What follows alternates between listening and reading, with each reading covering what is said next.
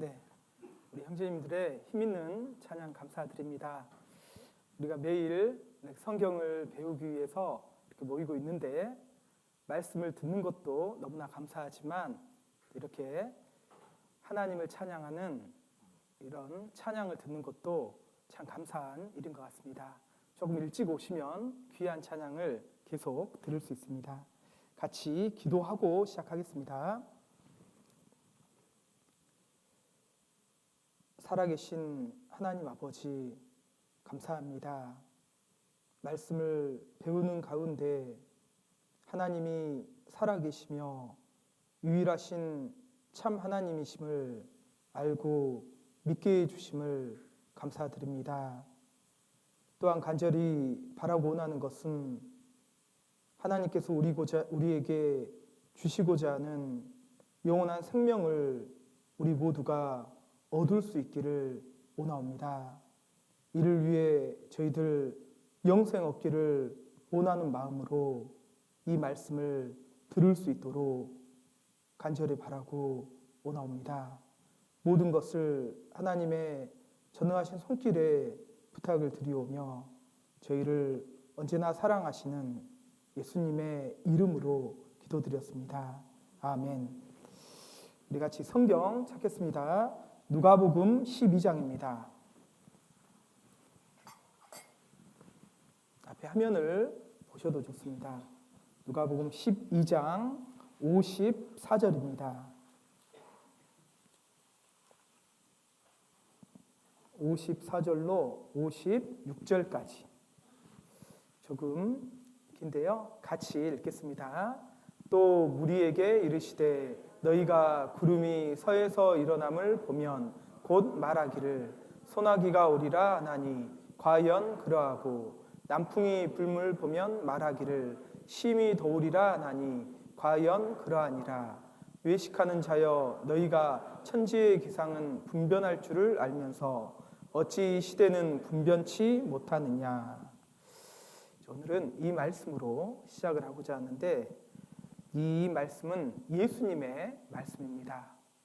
예수님이 말씀하시기를 너희가 구름이 서에서 일어남을 보면 곧 말하기를 소나기가 오리라 하나니 과연 그러하고. 이게 무슨 말이냐면 그 이스라엘의 서쪽은 지중해가 있습니다. 맞죠? 그래서 구름이 서쪽에서 올라옴을 보면 그게 무슨 말이냐면 그 서쪽 지중해 쪽에서 구름이 올라온다라는 것은 이제 물을 머금은 구름이죠. 그러면 잠깐 후에 뭐가 내려요? 소나기가 내린다라는 것을 예측할 수 있다라는 겁니다. 그리고 55절에 보면 남풍이 불물 보면 말하기를 심히 더우리라나니. 이스라엘의 남쪽은 뭐가 있냐면 어제 배운 것처럼 사막이 있습니다. 네게브 사막이 있는데 남쪽에서 부는 바람은 뜨거운 사막의 바람이에요. 그래서 남풍이 불물 보면 이제 곧 심히 덥겠구나라고 예측할 수 있는 거죠. 그래서 우리가 천지의 기상을 보면 이제 어떻게 되겠구나라고 예측할 수 있는데 너희가 천지의 기상은 이렇게 분변할 줄을 알면서 어찌 이 시대는 분변치 못하느냐. 그래서 예수님은 시대를 분변하라라고 말씀을 하고 있는 거죠. 우리는 어제 마지막 때의 징조에 대해서 배웠습니다. 우리가 살고 있는 시대는 역사의 마지막 때다. 우리는 많은 징조들이 이루어지고 있는 이 시대를 살고 있는데 그래서 우리가 살고 있는 시대는 역사의 마지막 때고 주님 오실 날이 너무나 가까운 때다라고 할 수 있는데요. 그래서 성경에 나타난 하나님이 보시는 인류 역사. 첫날 이 성경의 내용은 하나님이 보시는 인류의 역사다. 역사의 단어가 히스토리잖아요. 그의 이야기, 그분의 이야기. 성경은 하나님이 보시는 인류의 역사라고 할 수 있습니다. 우리가 첫날부터 어제까지 배운 내용들을 잠깐 정리해서 성경에 기록된 인류 역사를 몇 토막으로 나누어서 좀 보면 좋겠습니다. 먼저 이제 하나님께서 만든 첫 번째 사람 아담부터 또 하나님의 선민 이스라엘의 조상 아브라함 때까지 이 시대를 한 시대로 구분해 볼 수 있는데 양심 시대다라고 부를 수 있습니다. 하나님이 사람의 양심에 맡겨놓은 시대다라고 할 수 있죠. 역사에 적극적으로 개입하지 않고 사람의 양심에 맡겨놨습니다. 그런데 결과가 어떻게 됐어요? 계속해서 하나님의 말씀을 배척합니다. 결국 실패로 끝났죠. 에덴 동산에서도 노아 시대에도 하나님의 말씀을 불순종하고 실패했습니다. 그래서 하나님을 한 사람도 찾지 않은 시대, 영적인 암흑 시대가 있었습니다. 그래서 하나님이 하나님을 증거하기 위해서 한 사람을 특별히 선택하는데 그가 누구예요? 이스라엘의 조상 아브라함이거든요. 아브라함을 특별히 선택합니다. 그리고 그로 말미암아 한 민족을 형성하죠. 그 민족이 이스라엘 민족이에요. 그리고 그들에게 하나님의 법, 율법을 주십니다. 그래서 아브라함 때부터 이제 예수님까지 이 시대를 한 시대로 구분해 볼 수 있는데 일명 선민 시대다. 그리고 율법 시대다라고 불리웁니다.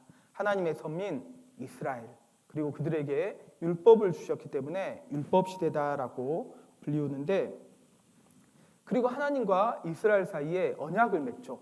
언약의 핵심이 뭐냐면 그 율법에 하나님의 말씀에 순종하면 복을 주겠다. 불순종하면 저주를 내리겠다. 이스라엘 백성들이 아멘, 우리가 그렇게 하겠나이다 라고 했는데 그들의 역사 가운데 그들이 순종을 많이 했어요? 불순종을 많이 했어요? 대부분은 불순종의 역사였습니다.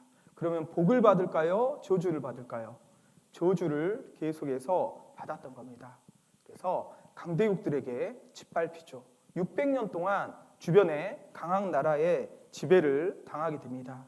그리고 로마 시대에 예수님이 이 땅에 태어나시죠. 하나님 예수님을 보내셨을 때 하나님의 아들 예수님의 말은 듣겠지.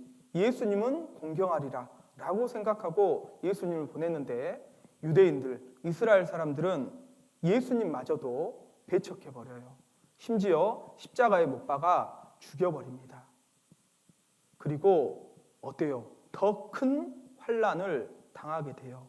예수님을 죽이고 1900년 동안 그들은 어마어마한 환난을 당하게 됐습니다. 그리고 예수님은 십자가에 못 박혀 죽었죠. 그런데 예수님은 결코 실패한 것이 아니었어요. 십자가에 돌아가셨지만 그로 말미암아 복음을 완성하셨습니다. 그리고 이제는 율법을 지켜서 천국에 가는 것이 아니라 하나님의 은혜, 예수님이 이루신 그 복음의 은혜를 믿음으로 말미암아 구원받는 시대를 열어주신 거죠. 그리고 그 복음이 유대인들뿐만 아니라 이방인에게까지 넘어온 시대다. 그래서 우리가 살고 있는 시대는 예수님 때부터 시작이 되는데 은혜 시대 그리고 이방인의 때라고 불리웁니다. 그런데 우리가 살고 있는 시대는 은혜 시대 그리고 이방인의 때예요.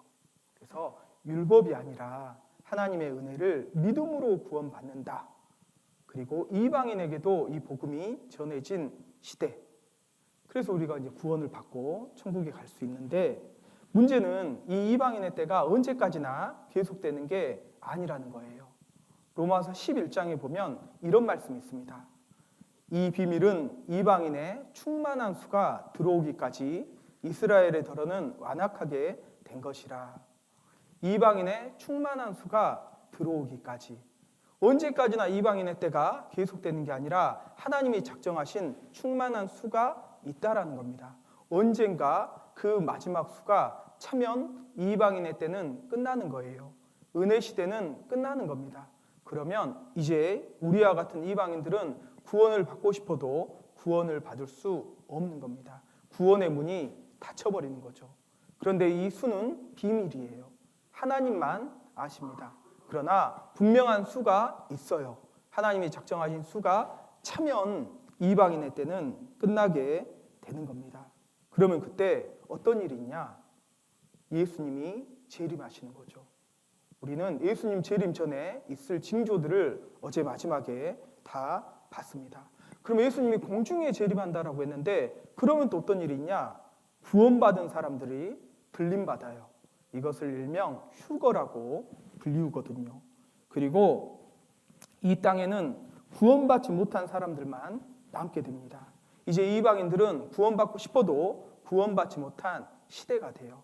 그리고 7년 동안 역사상 전무후무한 환란이 있습니다. 이제 이방인들에게 복음을 들을 수 있는 기회를 주시고 그 기회가 끝난 다음에 하나님이 이 세상을 심판하셔요. 7년 환란의 기간이 있는 겁니다. 근데 성경에 보면 특히 요한계시록을 중심으로 보면 이 7년 환란이 전 3년 반, 후 3년 반으로 나뉘거든요. 전 3년 반에는 그렇게 환란처럼 여겨지지 않습니다. 어떤 일이냐면 거짓 평화가 있고요. 유대인들이 전 세계에서 이스라엘 땅으로 다 돌아갑니다. 한 사람도 남기지 않고 이스라엘 땅으로 고토로 다 돌아간다. 이게 바로 전 3년 반에 이루어져요. 그리고 유대인들이 구원받는 일이 있습니다. 유대인들이요 회개하고 예수 그리스도를 메시아로 그리스도로 받아들여요. 민족적인 회개 운동이 있습니다. 그래서 12지파가 있는데 각 지파별로 12,000명씩 14만 4천 명이 구원받는 일이 있어요. 이 말씀을 오해해서 많은 이단들이 나오거든요. 이방인들이 아니라 유대인들이 그것도 7년 환란 전 3년 반 기간 동안 구원받는 겁니다. 이방인들은 이때 구원받을 수가 없어요. 그리고 성전이 재건된 일이 있습니다. AD 70년에 로마 타이터스 장군에 의해서 예루살렘 성전이 무너졌잖아요. 그리고 지금은 성전이 없습니다. 그런데 전 3년 기간 동안 제3성전이 재건될 겁니다. 지금 그 준비도 다 되고 있어요. 그리고 세계 정부가 구성돼요.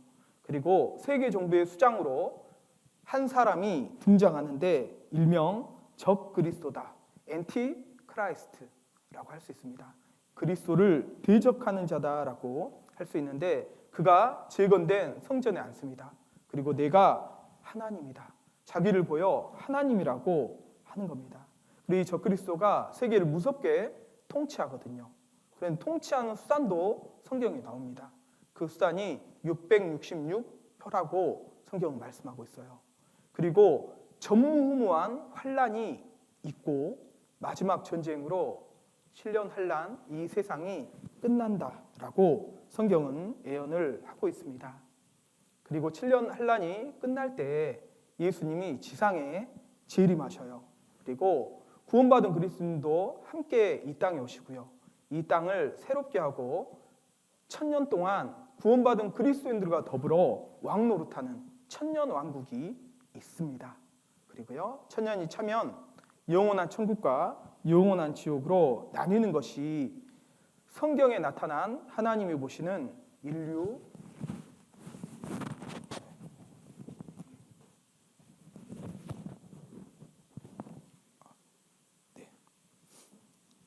뭔가 문제가 있었던 것 같습니다. 네, 성경에 나타난 그 하나님이 보시는 인류 역사라고 할 수 있습니다.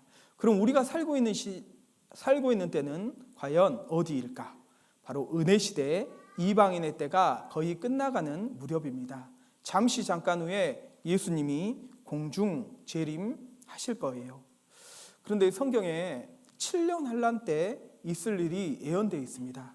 근데 우리가 이 모든 것들을 다 배우기에는 시간이 부족하고 그중에 한 가지만 좀 배우고 싶은데 후 3년 반에 적그리스도가 전 세계를 무섭게 통치하는데 통치하는 수단이 666표라고 말씀을 하고 있습니다.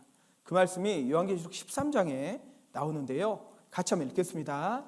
저가 모든 자 곧 작은 자나 큰 자나 부자나 빈궁한 자나 자유한 자나 종들로 그 오른손에나 이마에 표를 받게 하고 누구든지 이 표를 가진 자 외에는 매매를 못하게 하니 이 표는 곧 짐승의 이름이나 그 이름의 수라. 지혜가 여기 있으니 총명 있는 자는 그 짐승의 수를 세어보라. 그 수는 사람의 수니 666이니라. 했는데 사실 굉장히 이해하기 어려운 말씀입니다. 지금부터 1900년 전에 AD 1세기에 사도 요한에 의해서 기록된 요한계시록에 있는 말씀인데요. 여기서 저가 했는데 이 저가가 누구냐면 적그리스도예요. 적그리스도가 세계를 통치하는데 모든 사람에게요 받게 하는 표가 있습니다.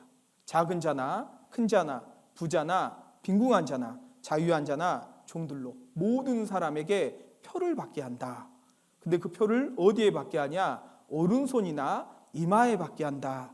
그렇게 말씀하시고 그 표는 왜 받게 하는 거냐? 표의 기능이 무엇이냐? 매매하는 기능이다. 매매가 뭐냐면 사고 파는 역할을 그 표가 한다. 그리고 그 수가 뭐냐? 666이라고 말씀을 하고 있어요.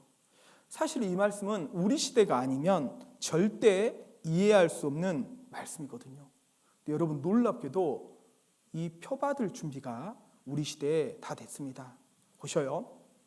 정리를 해보면 적그리스도가 전 세계를 통치하는데 통치 수단이 666표인데 대상은 모든 사람이에요. 그리고 위치는 오른손이나 이마에 받게 한다 그랬죠. 이렇게 눈에 보이는 표식일 수도 있고 보이지 않을 수도 있을 겁니다. 용도는 매매, 사고 파는 용도거든요. 우리 시대는요 현금이나 카드로 매매를 하죠.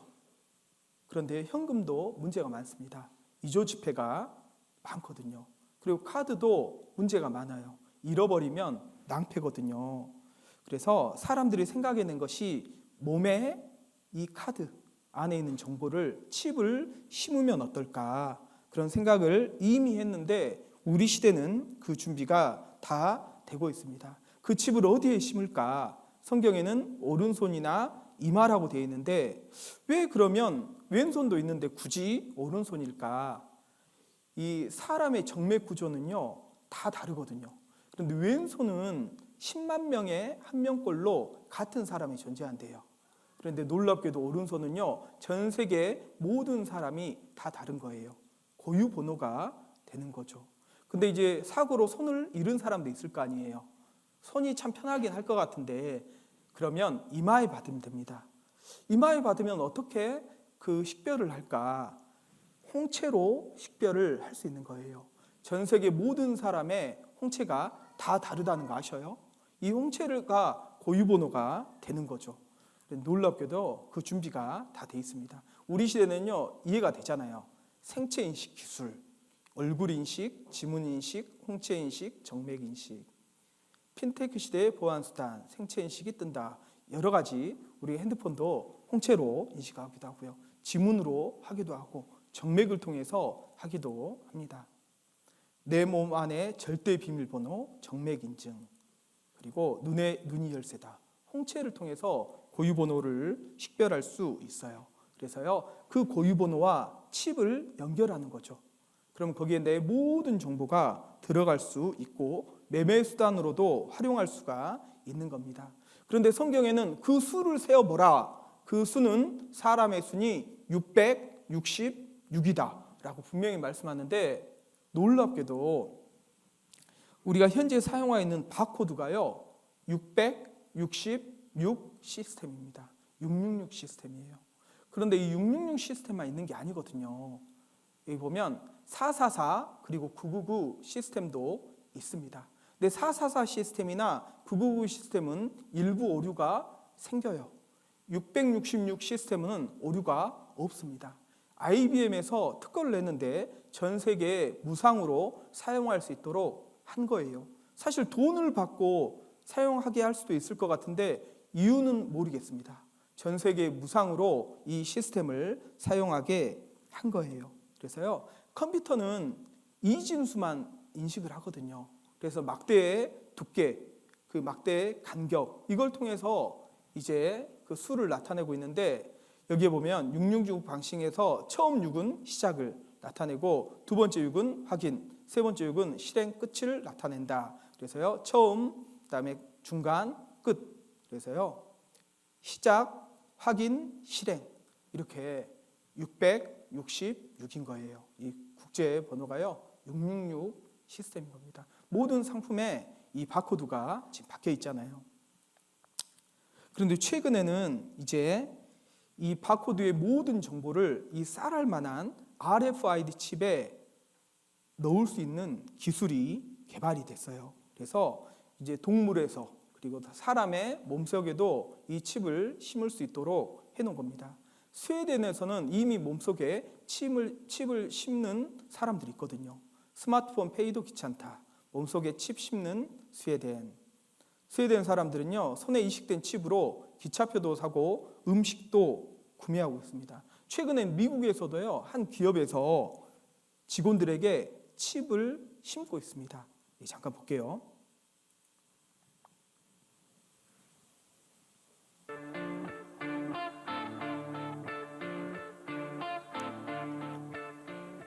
미국 위스콘신주의 한 IT 기업은 최근 직원들 몸속에 생체 칩을 심기로 했습니다.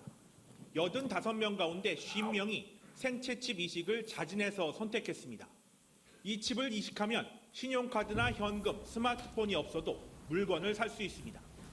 신분증 없이 출입문도 열고 컴퓨터에 로그인할 수 있습니다. Once they showed me the technology, I actually asked them, what do I have to do to get that implanted? 쌀 한 톨보다 조금 큰 이 칩은 버스 카드처럼 무선 주파수 인식 장치 RFID 기술을 이용합니다. 주사기를 이용해 간단하게 엄지와 검지 사이 피부 아래에 이식할 수 있습니다. 수년 전 스웨덴에서 개발한 기술이지만 실제로 직원들 몸속에 생체 칩을 넣는 미국 기업이 생기면서 논란이 지금 이미 조금씩 상용화가 되고 있습니다. 이 일은 7년 환란 때 모든 사람에게 있을 일입니다. 놀라운 것은 우리 시대에 성경에 예언된 이 말씀이 준비가 되고 있다는 거예요. 그런데요, 이 일이 있기 전에 7년 환란이 있기 전에 어떤 일이냐면 예수님이 공중에 재림하신다. 그리고 예수님이 공중에 재림할 때 어떤 일이냐면 구원받은 그리스도인들이 들림받는다. 이것을 휴거라고 합니다. 그리고 영어로 랩처, 환희, 큰 기쁨이라는 뜻이거든요. 구원받은 그리스도인들에게는 최대의 소망이며 가장 큰 기쁨의 때가 될 거예요. 그게 성경에 예언되어 있습니다. 데살로니가전서 4장 16절, 17절입니다. 같이 읽겠습니다. 주께서 호령과 천사장의 소리와 하나님의 나팔로 친히 하늘로조차 강림하시리니 그리스도 안에서 죽은 자들이 먼저 일어나고 그 후에 우리 살아남은 자도 저희와 함께 구름 속으로 끌어올려 공중에서 주를 영접하게 하시리니 그리하여 우리가 항상 주와 함께 있으리라. 주께서 예수님이 호령과 천사장의 소리와 하나님의 나팔로 친히 하늘로조차 강림하시리니 공중 재림이에요. 그러면 어떤 일이냐? 여기 보면 그리스도 안에서 죽은 자들이 먼저 일어나고 그리스도 안에서 죽은 자들은 어떤 자들이냐면 구원받고 먼저 육신이 돌아가신 성도들을 말한 겁니다. 그들이 부활할 것이다 라는 것을 말씀하시고요. 그 후에 우리 살아남은 자도 저희와 함께 먼저 죽은 성도들과 함께 구름 속으로 끌어올려 공중에서 주를 영접하게 하시리니. 근데요, 살아서 구원받은 성도들 있잖아요. 살아서 구원받은 성도들은 이 몸으로 주님을 만나는 게 아니라 영광스럽고 신령한 몸으로 변화돼서 공중에서 주를 영접하게 하시리라. 여기서 끌어올려라고 했잖아요. 하나님이 끌어올리시는 거예요.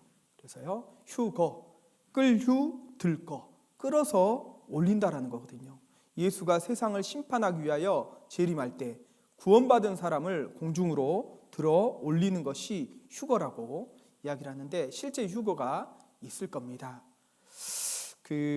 마태복음 24장 어제 마지막 때 징조에 대해서 배웠는데 마태복음 24장에 예수님이 재림하기 전 이 마지막 때에 있을 징조들에 대해서 쭉 말씀하시고 실제로 예수님이 공중 재림하실 때 있을 일도 말씀하시거든요. 휴거가 있는데 이렇게 될 것이다.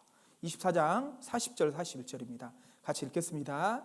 그때 두 사람이 밭에 있음에 하나는 데려감을 당하고 하나는 버려둠을 당할 것이요 두 여자가 매를 갈고 있음에 하나는 데려감을 당하고 하나는 버려둠을 당할 것이니라.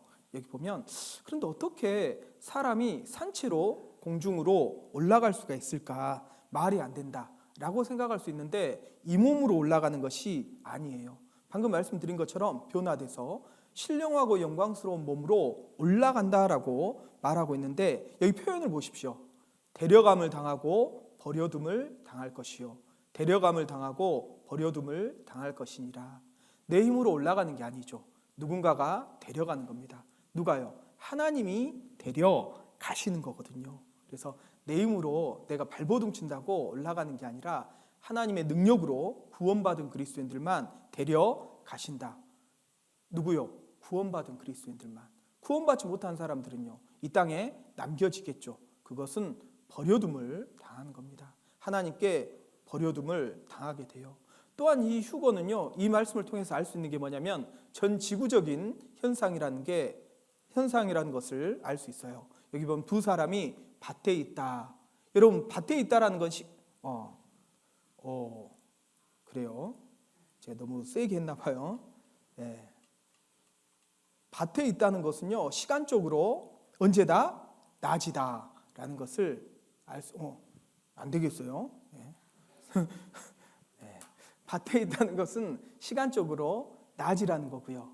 그리고 여기 보면 두 여자가 매를 갈고 있다라고 했는데 매는 몇 대를 말하는 거거든요. 이스라엘이나 근동 지방에서는 여자들이 아침이나 저녁에 맷돌을 갈고 음식을 준비했습니다. 시간적으로 아침이나 저녁을 가리키는 거죠. 근데 동일한 말씀이 누가복음 17장에도 나오는데 그 밤에 두 남자가 한 자리에 누워 있음에 했는데 여기는 밤이거든요.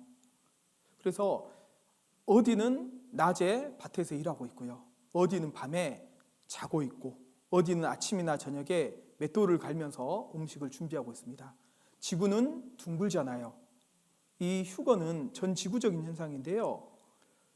전 지구적으로 구원받은 그리스도인들이 동시에 들림 받을 것을 말씀하고 있는 겁니다. 마치 이렇게 될 거예요. 이게 모래가 있고요. 쇳가루가 있습니다. 자석을 갖다 대면 정확하게 뭐만 붙어요? 쇳가루만 달라붙는 겁니다. 모래 가운데 쇳가루가 뿌려 있을 때는 그 쇳가루가 쇳가루인지 모래인지 거의 구분이 잘 안 돼요. 그런데요, 자석을 딱 갖다 대잖아요. 정확하게 쇳가루만 달라붙는 거예요. 그런데 쇳가루에게 힘이 있는 게 아니거든요. 자석의 힘에 의해서 쇳가루만 달라붙는 겁니다. 하나님은요, 누가 구원받았는지 누가 구원받지 못했는지 아실까요? 모르실까요? 아셔요. 구원받은 그리스도인들만 정확하게 들림을 받는 겁니다. 이렇게 될 거예요. 실제로 이 휴거가 분명히 있을 겁니다. 그런데 마태복음 24장 36절에 보면 그러나 그 날과 그때는 아무도 모르나니 하늘의 천사들도 아들도 모르고 오직 아버지만 아시느니라. 그래서 어제 배운 것처럼 우리가 예수님 오시기 전에 일어날 징조들이 있습니다. 그걸 통해서 그 날이 가깝다라는 것은 예측해 볼 수 있지만 정확한 그 날과 그때는 오직 하나님 아버지만 아실 뿐이에요. 아무도 모른다. 가끔 이제 휴거가 몇 년, 몇 월, 며칠에 있을 것이다. 그렇게 이야기를 하잖아요. 근데 다 거짓말이에요. 언제 분명히 그 날이 있다라고 하는 사람들은 다 거짓입니다. 성경이 분명히 그 날과 그때는 아무도 모른다라고 말씀하시거든요. 그러나 분명한 것은 가까워진 것은 분명해요. 예수님 오시기 전에 있을 징조들은 우리 시대에 다 이루어진 겁니다. 그럼 우리는 어떻게 살고 있어야 되냐? 이러므로 너희도 예비하고 있으라. 생각지 않은 때에 인자 예수님이 오리라. 생각지 않은 때 갑자기 호련히 예수님이 오실 겁니다. 그래서 예수님 우리에게 말씀하셔요. 예비하고 있으라. 무엇을 예비해야 될까요? 구원을 예비하고 있어야 돼요. 여러분, 구원에 확신이 있습니까? 지금 이 순간이라도 예수님 오실 수 있습니다. 예수님 오실 때 들림 받을 자신이 있어요? 저는 자신 있어요. 언제 주님 오셔도 저는 예수님께 들림받을 확실한 믿음을 가지고 있습니다. 이 성경 강연회를 하는 목적은 그 믿음을 주기 위해서예요. 그래서 이제 중요한 건 이제 어떻게 그러면 우리가 천국 갈 수 있을까? 이제 내 개인의 영혼의 문제에 대해서 생각을 해볼 거예요. 요한복음 17장 3절입니다. 같이 읽겠습니다. 영생은 곧 유일하신 참 하나님과 그의 보내신 자 예수 그리스도를 아는 것이니이다. 영원한 생명은 하나님과 함께 천국에서 영원히 살 수 있는 것은 먼저는 유일하신 참 하나님을 알고 믿어야 된다고 했습니다. 그래서 지금 이 시간까지는 그것을 배운 거예요. 하나님이 유일하신 참 하나님이라는 것을 여러 방편으로 설명을 드린 겁니다. 이거 믿어지셔요? 근데 이것만으로 천국 가는 것이 아니에요. 한 분을 우리는 더 인격적으로 알고 믿어야 되는데 그분이 누구냐면 그의 보내신 자 예수 그리스도, 예수님을 인격적으로 알고 믿을 때 영생을 얻을 수 있는 겁니다. 그런데 그 예수님이요 이렇게 말씀하셨어요. 마가복음 2장 17절입니다. 같이 읽겠습니다. 예수께서 들으시고 저희에게 이르시되 건강한 자에게는 의원이 쓸데없고 병든 자에게라야 쓸데있느니라. 내가 의인을 부르러 온 것이 아니요 죄인을 부르러 왔노라 하시니라. 예수님 말씀하셨거든요. 내가 의인을 부르러 온 것이 아니라 누구 부르러 오셨다고요? 죄인을 부르러 왔노라. 그래서 우리가 구원을 받기 위해서 먼저는 유일하신 참 하나님에 대해서 알고 믿어야 됩니다. 그리고 또 필요한 게 뭐냐면 하나님이 살아계신데 그 살아계신 하나님 앞에 내가 누구인지를 알아야 돼요. 그래서 오늘은 내가 누구인지를 아는 시간이에요. 나는 누구인가? 의인이 아니라 내가 죄인이라는 것을 확실히 깨닫는 사람이 구원을 받을 수 있어요. 그래서 예수님은 의인을 부르러 온 것이 아니라 죄인을 부르러 오셨다. 그러면서 어떻게 설명하시냐면 건강한 자에게는 의원이 쓸데없고 병든 자에게라야 쓸데있느니라 했는데 여러분 이거 너무나 쉽잖아요. 의원은 의사를 가리킵니다. 의사는요 건강한 사람에게 필요해요? 병든 사람에게 필요해요? 병든 사람에게 의사나 병원이나 약국은 필요할 겁니다. 건강한 사람에게는 의사도 병원도 필요 없잖아요. 그것처럼 우리는 병이 있다. 영혼에 병이 있다. 그 영혼의 병이 뭐냐? 죄다라는 거예요. 내가 죄가 있다라는 것을 알아야 돼요. 그럼 예수님은 어떤 분이냐? 의사라는 거예요. 어떤 의사요? 영혼의 의사라는 거예요. 어떠한 죄병도 낫게 할 수 있는 영혼의 의사인 겁니다. 예수님께만 나아가면 그 어떤 죄인도 그 죄를 용서받을 수 있어요. 문제는 내가 죄인이라는 것을 알아야죠. 내가 죽을 병에 걸렸는데도 그것을 알지 못합니다. 그리고 이 어떤 죽을 병이라도 살릴 수 있는 용한 의사가 있는데도 불구하고 내가 그것을 알지 못한다면 그 의사에게 나아갈까요? 안 나아갈까요? 안 나아가겠죠. 그리고 그 병도 고침받을 수 없는 거예요. 그래서 우리의 죄병을 고침받기 위해서는 예수님께 나아가야 되고 예수님께 나아가기 위해서는 내 상태를 올바로 알아야 돼요. 내가 죄인이라는 것을 죄병에 걸렸다는 것을 알아야 돼요. 그래서 오늘은 진찰받는 시간입니다.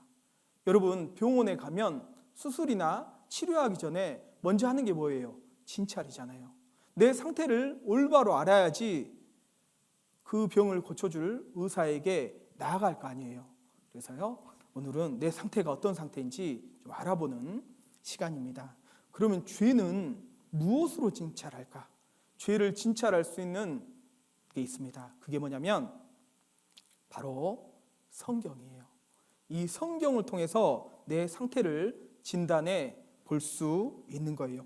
왜냐하면요 사람마다 죄에 대한 기준이 같을까요? 다를까요? 달라요. 어떤 사람은 죄라고 여겨지는 것이요 어떤 사람에게는 뭐 그까짓 것이 죄라고 여겨지지 않는 사람도 있습니다. 양심의 정도가요 사람마다 달라요. 양심의 기준은 사람마다 달라요. 그래서요 이 정확한 기준이 필요한데 그 기준이 바로 성경이라는 거예요. 각 나라마다도 죄에 대한 법이 다릅니다.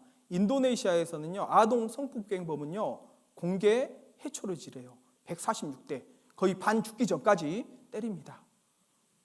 아동에 대한 성폭행범, 얼마나 끔찍한 죄예요. 반 죽기 전까지 때려요. 시원하게 때려요. 그런데 여기 예멘은요, 아동 성폭행범 잡히잖아요. 바로 즉결 처형이에요. 총살입니다. 근데 우리나라, 폴란드는 거세요. 이것도 괜찮은 것 같아요. 근데 우리나라는요, 고작 12년이에요. 우리나라 법이 비교적 약한 편이죠. 각 나라마다 동일한 죄인데 거기에 대한 기준, 법이 달라요. 어느 나라에서는 죄가 되는데 죄가 안 되기도 하거든요.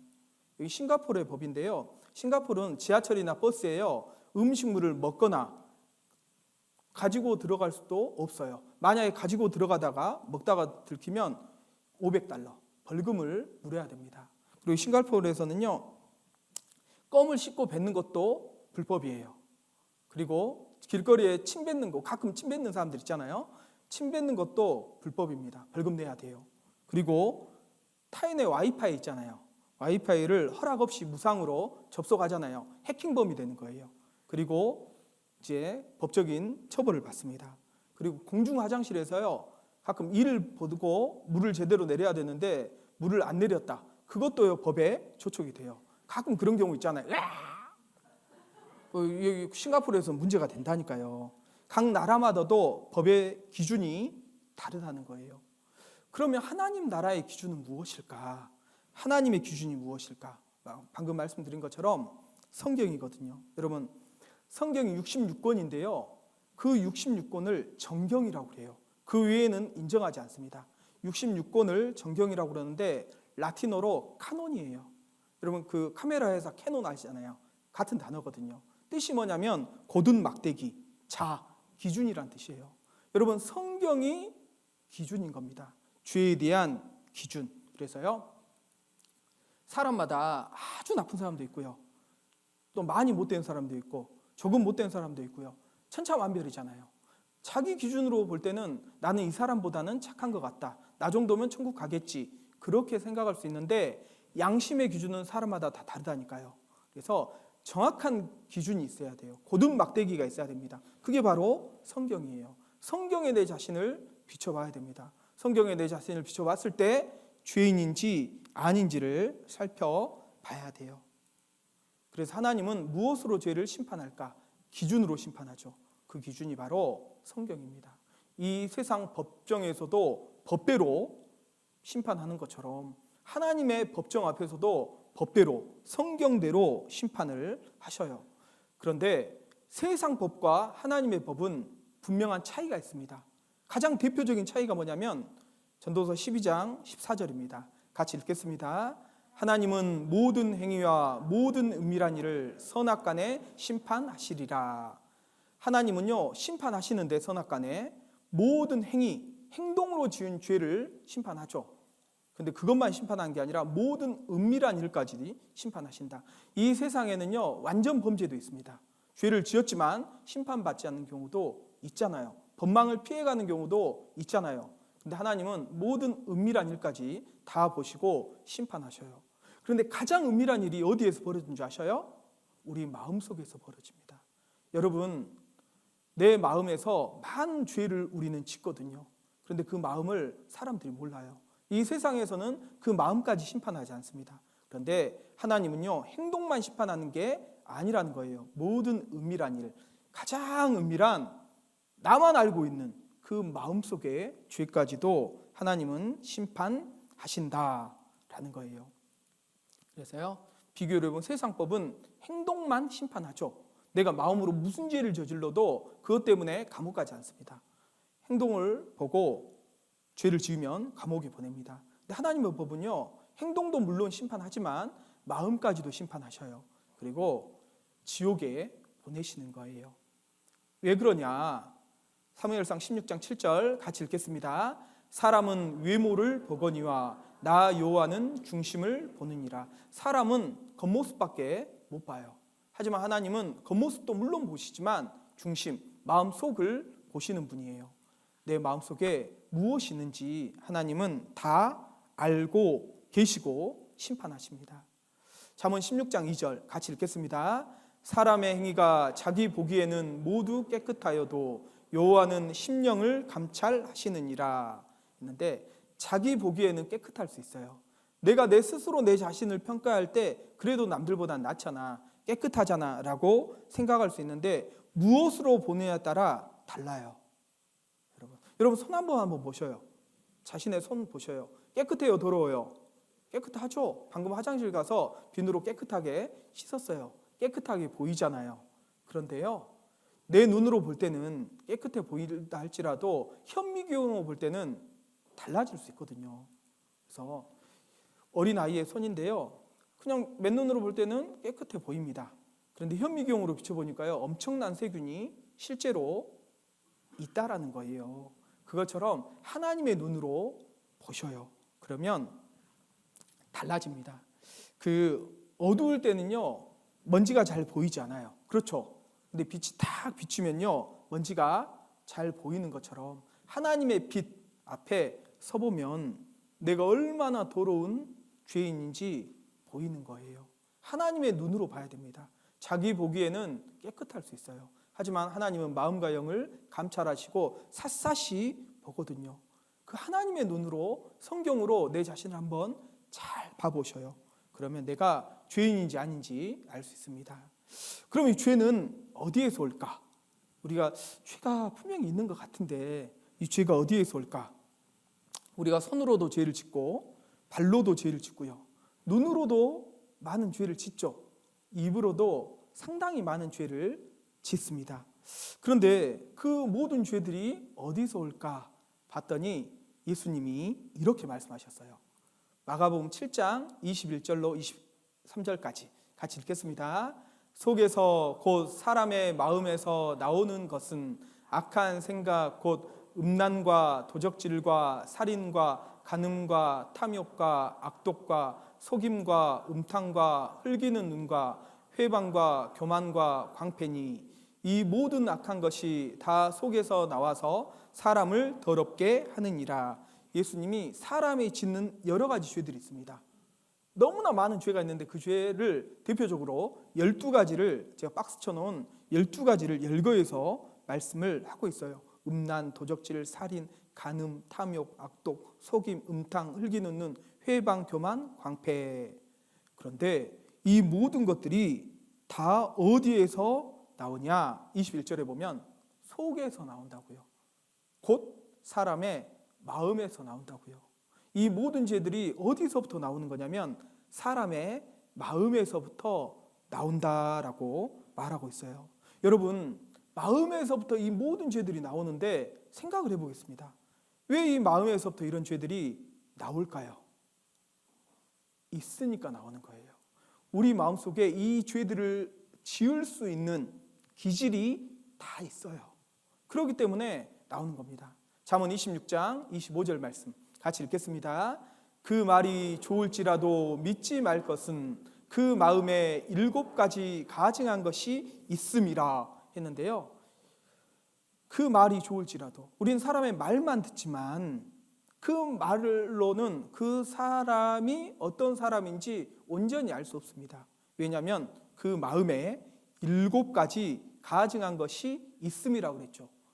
그래서요, 온갖 더러운 죄들이 나오는 거예요. 마음에 있기 때문에. 어떤 그리스도인들이 우리 마음속에 있는 이 7가지 가증한 것을요, 더러운 짐승들로 표현을 해서 그림을 그렸습니다.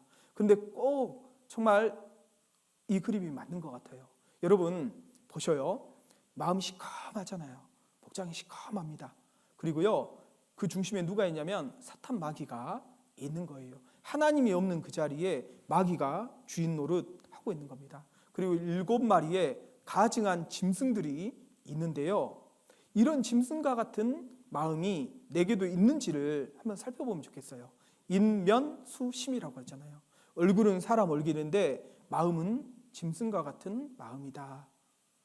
우리가 참 인면수심이다 라고 표현을 하는데 다른 사람들에게 나에게도 한번 적용을 해봤으면 좋겠어요. 나에게는 정말 이런 더러운 마음들이 있고 이 마음으로 말미암아 죄들이 나오는지 안 나오는지를 한번 살펴보면 좋겠습니다. 첫 번째, 공작이에요. 공작은요, 자랑, 교만한 마음. 공작은 정말 날개가 예쁘잖아요. 근데 이 공작이요, 웬만해선 날개를 잘 펴지 않습니다. 어느 정도 사람들이 모여야 날개를 펴요. 그 이유는 나 좀 봐주라는 거죠. 내 예쁜 날개 좀 봐달라는 거예요. 내 날개 예쁘지 하면서 마치 이렇게 쫙 예쁘다고 자랑을 하는 건데요. 여러분, 자랑은요 죄입니다. 죄. 왜 자랑이 죄인 줄 알아요? 자랑이 왜 죄냐면 자랑은 누구에게 해요? 잘난 사람에게 합니까? 나보다 못난 사람에게 해요. 나보다 못난 사람한테 하거든요. 그럼 자랑 누구한테 해요? 있는 사람한테 해요? 없는 사람한테 하는 거예요? 없는 사람 앞에 하잖아요. 그리고 배운 사람 앞에 합니까? 배우지 못한 사람 앞에 합니까? 나보다 덜 배운 사람 앞에서 자랑하거든요. 그래서 자랑은 죄가 되는 거예요. 요즘에는요, SNS로 자랑을 한대요. 일상을 자랑질하다. 은근히 자랑하거든요. 보셔요. 구름이한테 새 옷을 사줬는데 아마 애완견인 것 같아요. 너무 잘 어울려서 웃겨 죽겠다. 크크크. 얘 표정은 별로 안 좋다. 마음에 안 드나 봐. 사실은 이거 올리려고 했던 게 아니에요. 이 카메라 각도를 보셔요. 여기 뭐가 있어요? 똥 있잖아, 똥. 루이비 똥. 이거 한번 보여주고 싶은 거거든. 이거 샀나 봐. 그리고 또 반가웠어요. 다음 대표 모임 때 꼭 참석할게요. 했는데 사실은 이걸 올리려고 올린 게 아니거든요. 이거 뭐야 이거? 벤츠라는 거야. 내 차. 벤츠다. 이제 쇼핑용 보고 다 끊고 적금 통장 하나 더 만들겠어. 할 수 있다는 걸 보여줄게. 그래, 나도 이제 적금 통장 만들어야지. 이것만 보여주면 좋을 텐데 여기 뭐가 있어요? 악마가 뭐 입는다는 프라다.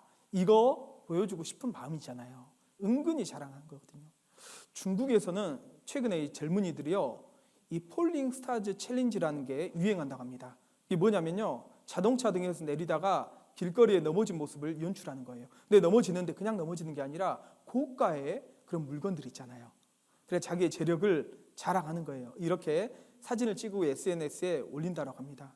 중요한 것은 넘어진 사람 주변에 명품과 쇼핑백 등 재력을 보여주는 소지품이 흩어져 있어야 한다는 건데요.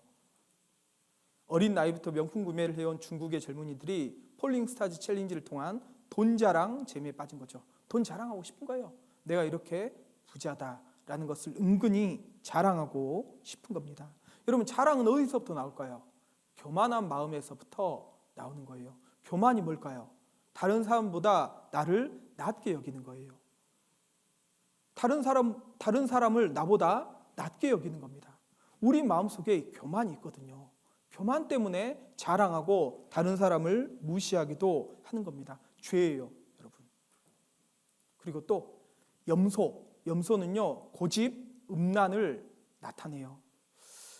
저도 이제 시골에서 염소를 끌어봤는데요. 염소가 체구가 작지만 얼마나 고집이 센지 몰라요. 염소가 평상시에는 잘 따라옵니다. 그런데 자기가 가기 싫잖아요. 두 다리를, 네 다리죠, 쫙 펴는 거예요. 그리고 웬만큼 끌어도요, 안 따라와. 얘가 얼마나 고집이 센지 모릅니다. 여러분도 아마 고집이 있을 거예요. 그런데 뭐 다른 고집은 그래도 괜찮은데요, 영적인 고집은 너무나 큰 죄인 거예요. 우리가 지옥 가는 이유가 뭘까? 결국은 지옥 가는 이유가 내 고집 때문에 지옥을 간다. 로마서 2장에 그렇게 말씀하시거든요.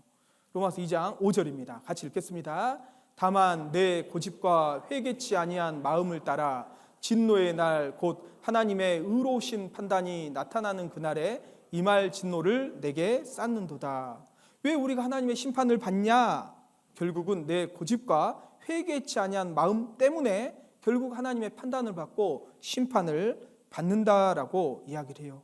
여기 보면 고집은 뭐냐면 자기 생각을 버리지 않는 거예요. 자기 생각을 끝까지 고수하다가 지옥을 갑니다.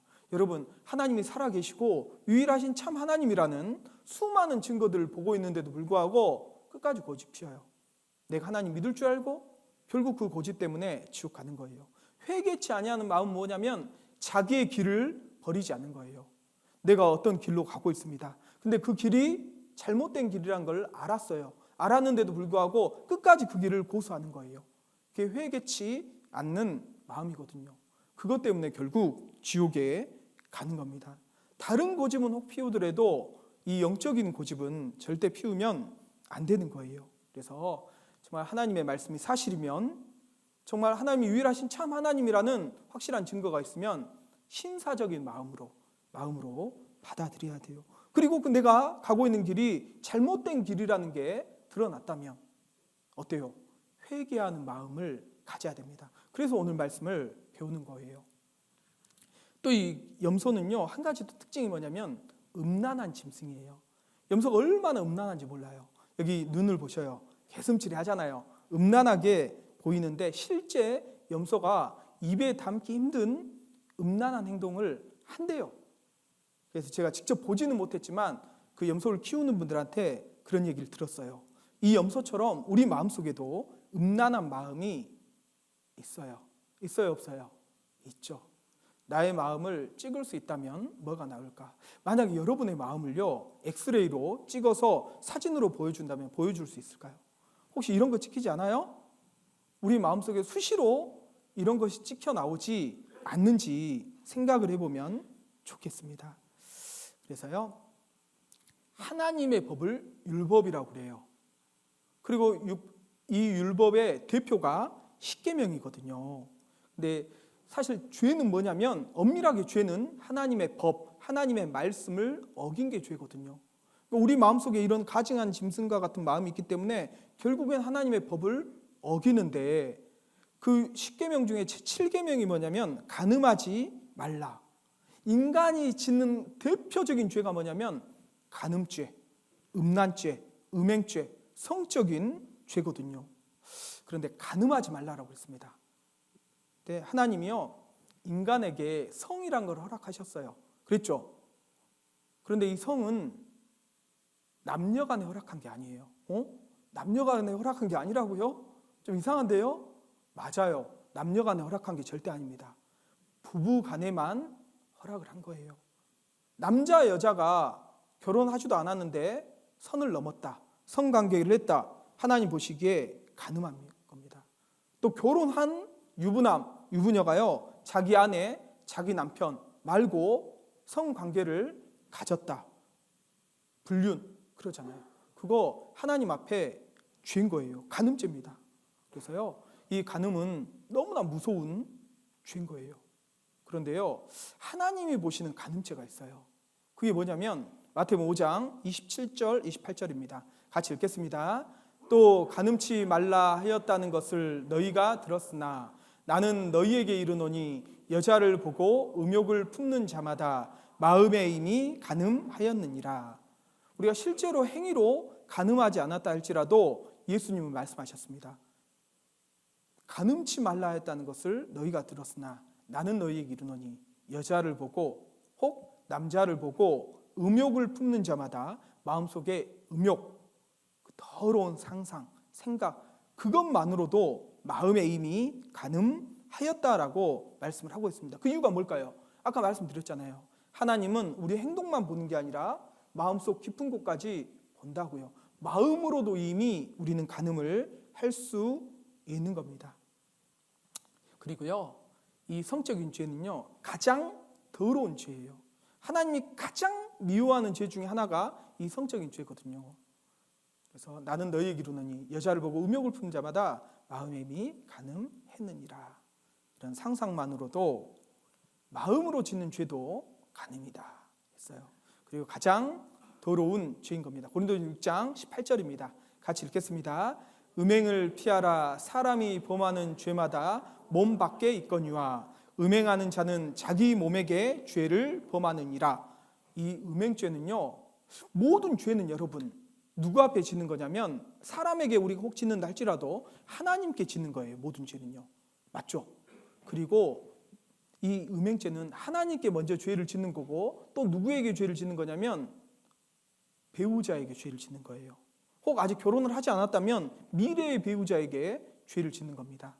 그리고 또 누구에게 죄를 짓는 거냐면 내 몸에게도 죄를 범하는 거예요. 자기 몸에게 죄를 범하느니라. 내 인격을 뭉그러뜨린 죄가, 더러운 죄가 이 성적인 죄라는 거예요. 여러분, 그 죄 있는지 없는지 한번 살펴보셔요. 그리고 이제 잠깐 5분 쉬었다가 또 나머지 계속 보겠습니다. 우리는 계속해서 마음속에 있는 죄성, 죄를 지을 수 있는 기질들이 있는지 없는지, 그리고 그 기질로 말미암아 실제로 죄를 범하고 있는지 없는지를 살펴보고 있습니다. 공작과 같은 마음이 내게도 있다. 그리고 염소와 같은 마음이 내게도 있다. 그리고 돼지는 뭔지 알겠죠? 욕심, 이기주의라고 했는데요. 이 돼지는 욕심이 굉장히 많은 짐승이에요. 다른 짐승은요, 아무리 배고파도 새끼 먼저 먹여요. 그러죠. 근데 이 돼지는요, 자기 배부터 채웁니다. 이 모성이나 부성이 다 있잖아요. 그런데 이 모성이나 부성보다 식욕이 더 큰 거예요. 그래서 자기 배부터 채우는 것이 돼지라고 그래요. 그래서 돼지가 욕심이 많을까요? 사람이 많을까요? 사람이 더 많아요. 그걸 알 수 있는 게 뭐냐면 돼지는 자기 배 차면요 그만 먹습니다. 배 부르면 그만 먹는데 사람은 놀랍게도 자기 위에 120%까지도 채울 수 있대요. 놀랍게도 배부러 죽겠다 그러는데요. 먹고 싶은 게 앞에 눈에 보이잖아요. 뇌가 움직여요. 그리고 위에서요 그 공간을 만들어낸다라고 하거든요. 사람이 더 욕심이 많아요. 어린 아이들도 욕심이 있습니다. 뽀로로도 먹고 싶고 바나나맛 우유도 먹고 싶고, 그래서 양쪽 다 빨고 있죠. 여기 이 딸도 보셔요. 여기 한 손에는 양손에 과자 들고 있고 입에도 과자 하나 물고 있고요. 그리고 양쪽에 바나나 또 과자 이렇게 있으면서 좌우 살피면서 혹시 누가 뺏어 먹을까 봐. 제가 어제 저녁에도 집에서 이런 모습을 봤거든요. 딱 이렇게 먹고 이렇게 살피면서 하더라고요. 우리 딸 아니에요. 우리 딸 아닌데 네, 아무튼 집에서 좀 본 것 같습니다. 이런 비슷한 장면을. 그런데 이 성경에 보면 십계명 제일 마지막 계명이 탐내지 말라라는 계명이거든요. 탐심은 죄라는 거예요. 여러분, 우리가 십계명을 통해서도 알 수 있는 게 뭐냐면 탐심이라는 것은 행동으로 지는 죄가 아니잖아요. 마음으로 지는 죄거든요. 하나님은 이미 마음으로 짓는 죄도 죄라는 것을 십계명을 통해서 우리에게 알려주고 있습니다. 그리고 인간의 죄의 모든 근원은 탐심, 이 욕심으로부터 시작이 된다라고 말씀을 하고 있어요. 야고보서 1장 15절에 보면 욕심이 잉태한즉 죄를 낳고, 무슨 말이냐면 욕심으로부터 많은 다른 죄들이 파생되게 된다. 욕심이 많은 다른 죄를 낳게 된다. 인간에게는 욕심이라는 게 있죠. 여러분 욕심 있잖아요. 돈에 대한 욕심, 이성에 대한 욕심, 권력에 대한 욕심, 명예에 대한 욕심, 지식에 대한 욕심, 그 욕심이 자라서요 또 다른 죄를 낳습니다. 욕심이 있기 때문에 사람들은 만족하지 않아요. 욕심이 있기 때문에 감사하지 않습니다. 욕심이 있기 때문에 어때요? 이기적이에요. 그리고 욕심으로 인해서 또 다른 죄를 짓는데 도적질도 하게 되는 거거든요. 그래서요 탐내지 말라가 10계명이고 제8계명이 도적질하지 말라. 여러분 살면서 도적질한 적 없으셔요? 한 번이라도? 한 번이라도 도적질했다면 그건 하나님의 법을 어긴 겁니다. 죄인인 거예요. 어렸을 때 그 친구 학용품 몰래 가져왔다면 이것도 도적질이죠. 그 어렸을 때 엄마 지갑에서 몰래 돈을 꺼낸 적이 있다면 이거 내 돈 아니기 때문에 도적질이 되는 거예요. 그리고 또 이제 거북이, 이 거북이는 기회주의적인 모습이죠. 이 거북이는요 자기에게 불리하면요 어때요? 자기의 유리하면 목을 쑥 빼요. 그리고 자기에게 불리하면 목을 쑥 집어넣습니다. 그리고 자기에게 유리할 것 같으면요 과장하고 부풀립니다. 그런데 자기에게 불리할 것 같으면요 어때요? 입을 꾹 닫아요. 사람마다 이중인격이 있어요. 그래요, 안 그래요? 그렇잖아요. 그래서 남이 볼 때와 안 볼 때의 모습이 여러분 같은가요? 다르잖아요. 밖에서의 모습과 집에서의 모습이 같아요, 달라요? 다르거든요. 그리고 상대가 누군가에 따라서도 달라져요. 나보다 힘센 사람 앞에서는 굽실굽실 합니다. 근데 나보다 약한 사람 앞에서는요 무시하는 거예요. 혹 여러분의 모습은 어떤지 모르겠습니다. 특히 남들한테는 잘하는데요, 가족들에게 함부로 하는 사람들도 많이 있어요. 특히 이제 부모님. 여러분 어떠신지 모르겠어요. 부모님에게 함부로 하지 않나요? 첫날 말씀드렸습니다. 나는 어디서 왔을까? 많은 사람들이 부모로부터 왔다라고 생각하는데 부모로부터 온 게 아니라고 그랬죠. 부모님이 나를 낳아주신 건 맞지만 나를 만드신 분은 하나님이라고 말씀을 하셨습니다. 그런데 하나님이 나를 만드실 때 부모를 통해서 만드셨어요. 그리고 하나님은요, 인간을 사랑하시거든요. 만들었기 때문에. 그런데 하나님의 사랑을 가장 닮은 사랑이 아마도 부모의 사랑일 겁니다. 특별히 어머니의 사랑일 거예요. 그래서요, 부모는 자식을 사랑하거든요. 그 마음을 하나님이 넣어주셨습니다. 그런데 십계명 중에서요, 십계명이 이제 이렇게 10가지 계명인데요, 그 중에 보면 1계명부터 4계명까지는 사람이 하나님께 지켜야 될 계명들을 말하고 있습니다. 다른 신을 섬기지 말라, 우상 숭배 말라, 여호와의 이름을 망령되이 일컫지 말라, 안식일을 지키라. 그리고 5계명부터 10계명까지는 사람 사이에 지켜야 될 계명들을 말하고 있습니다. 그런데 사람 사이에 지켜야 될 이 계명들 중에서 첫째 되어 있는 계명이 무엇이냐? 제5계명, 부모를 공경하라. 부모를 공경하라는 계명은요, 살인하지 말라, 간음하지 말라라는 계명보다 더 큰 계명입니다. 그 이유가 뭘까요? 부모를 공경하지 않는 죄는 배은 망덕한 죄예요. 하나님을 섬기지 않는 죄는 하나님의 은혜에 대한 배은 망덕한 죄고, 부모를 공경하지 않는 죄는 그 하나님의 은혜를 잊어버린 죄와 그 다음으로 큰 죄라고 하나님은 말씀을 하고 있습니다. 이유가 뭐냐면 여러분들 가장 사랑하는 분이 누구냐면 여러분의 부모님이거든요. 그 사랑을 짓밟아버리는 것, 이게 부모를 공경하지 않는 죄인 겁니다. 그래서 그 죄는요, 하나님 앞에 정말 큰 죄인 거예요. 이거 잠깐 볼게요.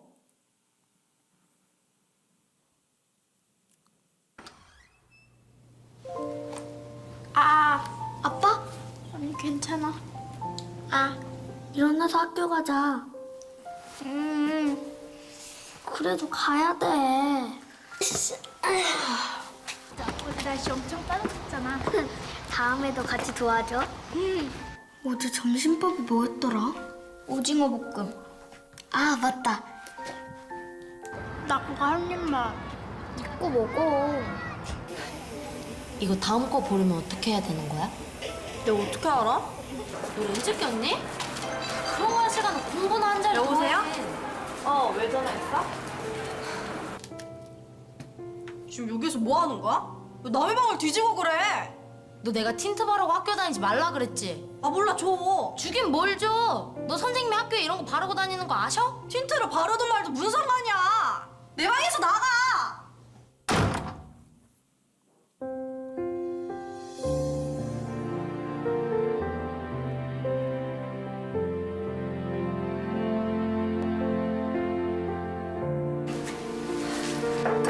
빨리 줘.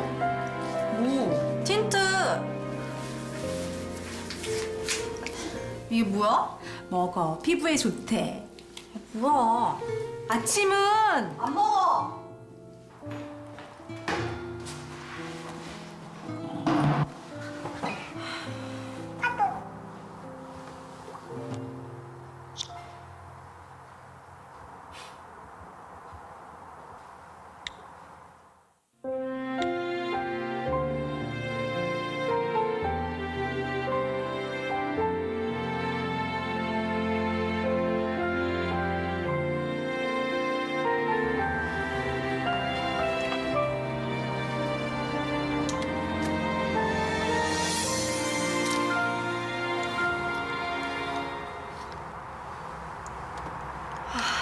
시다.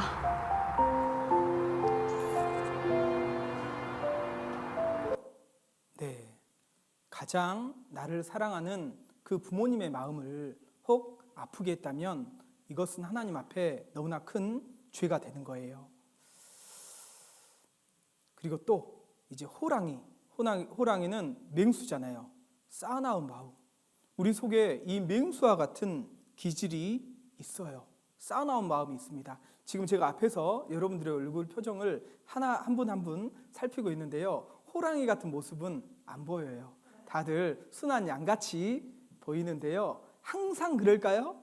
항상 안 그래요. 어떤 상황이 발생하면 이 호랑이 한 마리씩 키우고 있기 때문에 나오는 겁니다. 여러분, 고양이과 짐승은요, 평상시에는 이빨과 발톱을 드러내지 않는다고 합니다. 상황이 발생하잖아요. 누가 건들잖아요. 이빨을 드러내고 발톱을 드러냅니다. 우리 속에도 이 호랑이와 같은 마음 다 있어요. 그래서요, 여기 10계명에 보면 제 6계명이 살인하지 말라라는 계명인데, 이 살인은요, 사람을 죽이는 거잖아요.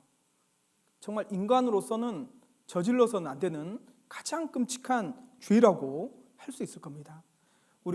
지금 우리가 살고 있는 시대는 너무나 악한 시대고 죄가 많은 시대이기 때문에요, 사람들을 아무렇지도 않게 죽이는 일들이 다반사잖아요. 뉴스를 통해서 그런 기사들을 접하게 됩니다. 그리고요, 끔찍한 살인을 저지른 그 사람들을 손가락질해요, 우리는. 그리고 저런 놈들은 하나님의 심판 받아도 싸다고, 지옥 가도 싸다고 이렇게 이야기를 합니다. 그런데 하나님이 보실 때 살인죄는요, 꼭 사람을 죽여서만 살인죄가 아니에요. 이것도 살인죄입니다. 하나님이 보시는 살인죄. 마태복음 5장 21절 22절입니다. 제가 먼저 읽겠습니다. 옛 사람에게 말한 바 살인치 말라. 누구든지 살인하면 심판을 받게 되리라 하였다는 것을 너희가 들었으나, 22절은 같이 읽겠습니다. 나는 너희에게 이르노니 형제에게 노하는 자마다 심판을 받게 되고, 형제를 대하여 라가라는 자는 공회에 잡히게 되고, 미련한 놈이라는 자는 지옥불에 들어가게 되리라 했는데요. 그 10계명에 살인하지 말라라는 계명이 있는데, 나는 너희에게 이르노니, 실제로 사람을 찔러 죽이는 것도 살인이지만 그것뿐만 아니라 이것도 살인죄다. 뭣도 형제에게, 다른 사람에게 노하는 자, 다른 사람에게 화 한 번만 내도, 그리고 형제를 대하여, 다른 사람을 대하여 라가라는 자, 라가는 히브리 이스라엘 사람들의 욕이거든요. 바보, 멍청이 이런 뜻이에요. 그런 욕 한 번만 해도, 미련한 놈이라는 자는 다른 사람의 인격을 무시하는 거죠. 에이, 미련한 놈아. 그런 말 한 번만 해도 심판을 받고 결국에 지옥불에 들어가게 되는 죄라고 말씀을 하고 있습니다. 여러분, 우리가 사람을 직접 찔러 죽이지 않아도요, 하나님은 다른 사람에게 화 한 번만 해도, 욕 한 번만 해도, 다른 사람의 인격을 무시하기만 해도 그것이 지옥 갈 살인죄라고 말씀을 하고 있어요. 사실 이런 것들은 세상 법에는 죄가 안 돼요. 뭐 화 한 번 냈다고, 욕 한 번 했다고, 뭐 미련한 놈이라고 했다고 우리나라에서 뭐 이렇게 감옥에 가지는 않습니다. 그런데 세상 법은 엉성한 그물망이라고 할 수 있어요. 그런데 하나님의 법은 아주 촘촘한 그물망이에요. 그러니까 세상 법은요, 큰 죄는 걸려요. 그러나 이런 작은 죄들은 다 빠져나가잖아요. 이것 때문에 내가 감옥 가거나 이러지 않아요. 근데 하나님의 법은 촘촘한 그물망입니다. 아주 작은 피레미 같은, 작은 물고기와 같은 작은 죄도 다 걸리는 거예요. 다른 사람에게 한 번만 냈다고 할지라도 하나님 그거 살인죄다. 다른 사람이 욕 한 번만 해도 그거 살인죄다. 미련한 놈이라고 해도 살인죄다. 그래서 하나님 앞에서는 우리가 알아야 될 게요, 죄가 크냐 작냐가 아니에요. 죄가 있냐 없냐는 거예요. 이런 작은 죄 하나만 있어도 결국에는 지옥에 간다라고 말을 하고 있습니다. 우리가 화를 내잖아요. 근데 이 화를 내고 또 욕을 하고 하는데, 이게 왜 살인죄냐? 실제적으로 살인죄가 맞습니다. 여기 보면 화를 낼 때 몸 안에서 독소가 만들어진대요. 만일 한 사람이 1시간 동안 계속 화를 낸다면 어떻게 될까? 80명을 죽일 정도의 독소가 만들어진다. 이게 제 얘기가 아니라 엘머 게이츠 박사가 실험을 통해서 연구한 결과입니다. 그래서 쥐 한 마리에게요, 화를 낸 사람의 침을 주사를 했습니다. 그랬더니요, 즉사를 한 거예요. 그만큼 독성이 강하다는 거거든요. 근데 사실 누군가를 화를 낼 때 내 스스로에게 스트레스를 받고 몸에 독성 물질이 나올 거 아니에요. 나도 죽이는 거예요, 사실은. 그래서 이제 살인죄다. 그리고 또 심지어는요, 요한일서에서는 이렇게 말씀하고 있어요. 같이 읽겠습니다. 그 형제를 미워하는 자마다 살인한 자니 살인하는 자마다 영생이 그 속에 거하지 아니하는 것을 너희가 아는 바라. 그러니까 누구에게 화내는 거, 욕하는 거, 미련한 놈이라 하는 것. 그래, 말로 그럴 수 있잖아. 내 말뿐만 아니라 실제 내 마음으로 미워하기만 해도 이게 뭐다고요? 살인죄다. 그리고 영생이 그 속에 있지 않다. 지옥 간다라고 이야기를 하거든요. 여러분, 다른 건 다 차치하더라도 다른 사람 미워해 본 적 있어요, 없어요? 있잖아요. 많죠, 사실은. 그리고 누구 미워해요? 북한의 김정은 미워합니까? 이 죽일 놈. 그렇게 미워하는 사람 별로 없어요. 누구 미워합니까? 내가 진정으로 사랑해야 될 대상, 부모님, 형제, 자매, 그리고 내 가까운 사람들, 그런 사람들 혹시 미워하고 있지 않는지, 그 미워하는 것 살인죄다. 그리고 지옥 갈 죄라고 말씀하셔요. 그 이유가 뭡니까? 아까 말씀드렸잖아요. 하나님은 행동만 보는 게 아니라 은밀한 것까지, 내 마음까지도 보시기 때문에 죄가 되는 거예요. 죄의 과정을 보면 살인죄도 사실은요, 미움으로부터 시작하거든요. 마음속에 미움이 있습니다. 그리고 이게 미움이 있으면 이게 점점 커지면 화를 내요. 밖으로 표출이 되죠. 그리고 입으로도 나옵니다. 죽일 놈 하고 욕도 하고요. 그리고 때리고 행동으로도 나와요. 그리고 어떤 경우에는 이게 극단적으로 가면 죽일 수도 있는 거예요. 그래서 교도소에 살인한 사람들 다 잡아놓고 인터뷰해 보면요, 사실은 원래 죽일 계획을 가지고 죽인 사람도 있지만 우발적으로 화를 못 참고 죽인 사람들도 부지기수거든요. 그래서 죄의 과정은 미움으로부터, 마음에서부터 시작된다라고 말하는 거예요. 내 안에도요, 이 호랑이 같은 기질 분명히 있습니다. 뱀은요, 거짓말. 뱀의 특징은 혀가 둘로 나뉘어 있죠. 그래서요, 한 입으로 두 말합니다. 거짓말이에요. 여러분, 거짓말 하죠? 거짓말 한 번도 안 해보신 분 없죠? 손 들면 네, 양심도 없는 분이에요. 진짜 우리 거짓말 정말 밥 먹듯이 하거든요. 사실 뭐 더 많이 하죠.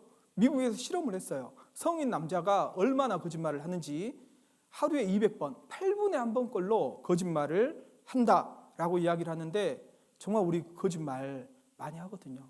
때로는 뭐 그냥 고의적으로 나쁜 의도를 가지고 하는 거짓말도 있지만 때로는요, 그냥 그 사람 기분 맞춰주려고 또 거짓말을 하는 경우도 있습니다. 이유막론하고 하나님 앞에 거짓말은 죄예요. 수많은 거짓말을 우리는 합니다.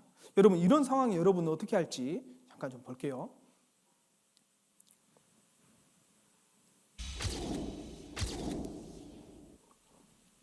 게임은 지금부터입니다. 이제 살아계획 얘기 주셨죠? 살아계획 주세요. 15만 원. 감사합니다. 맞으시죠? 네. 주저없이 받죠? 15만 원 맞으시죠? 예. 봉투에 적힌 액수도 봅니다. 15만 원 맞으시죠? 네. 네, 여기 15만 원 감사합니다. 맞죠? 감사합니다. 여기 있습니다. 15만 원이고요. 네. 네, 맞으시죠? 네. 사례금 얘기 아시죠? 네, 네. 네, 사례금 얘기 15만 원이면 맞으시죠? 네, 진짜 많으시네요. 모두에게 15만 원이 맞느냐고 물었고 그들은 15만 원이 맞다고 대답했습니다.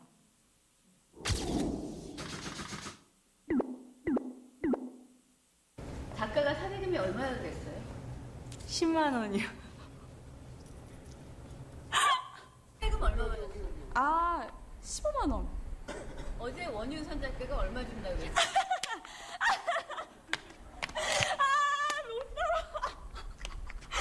네, 어쩐지 그게 조금 이상하더라고요. 창피해요.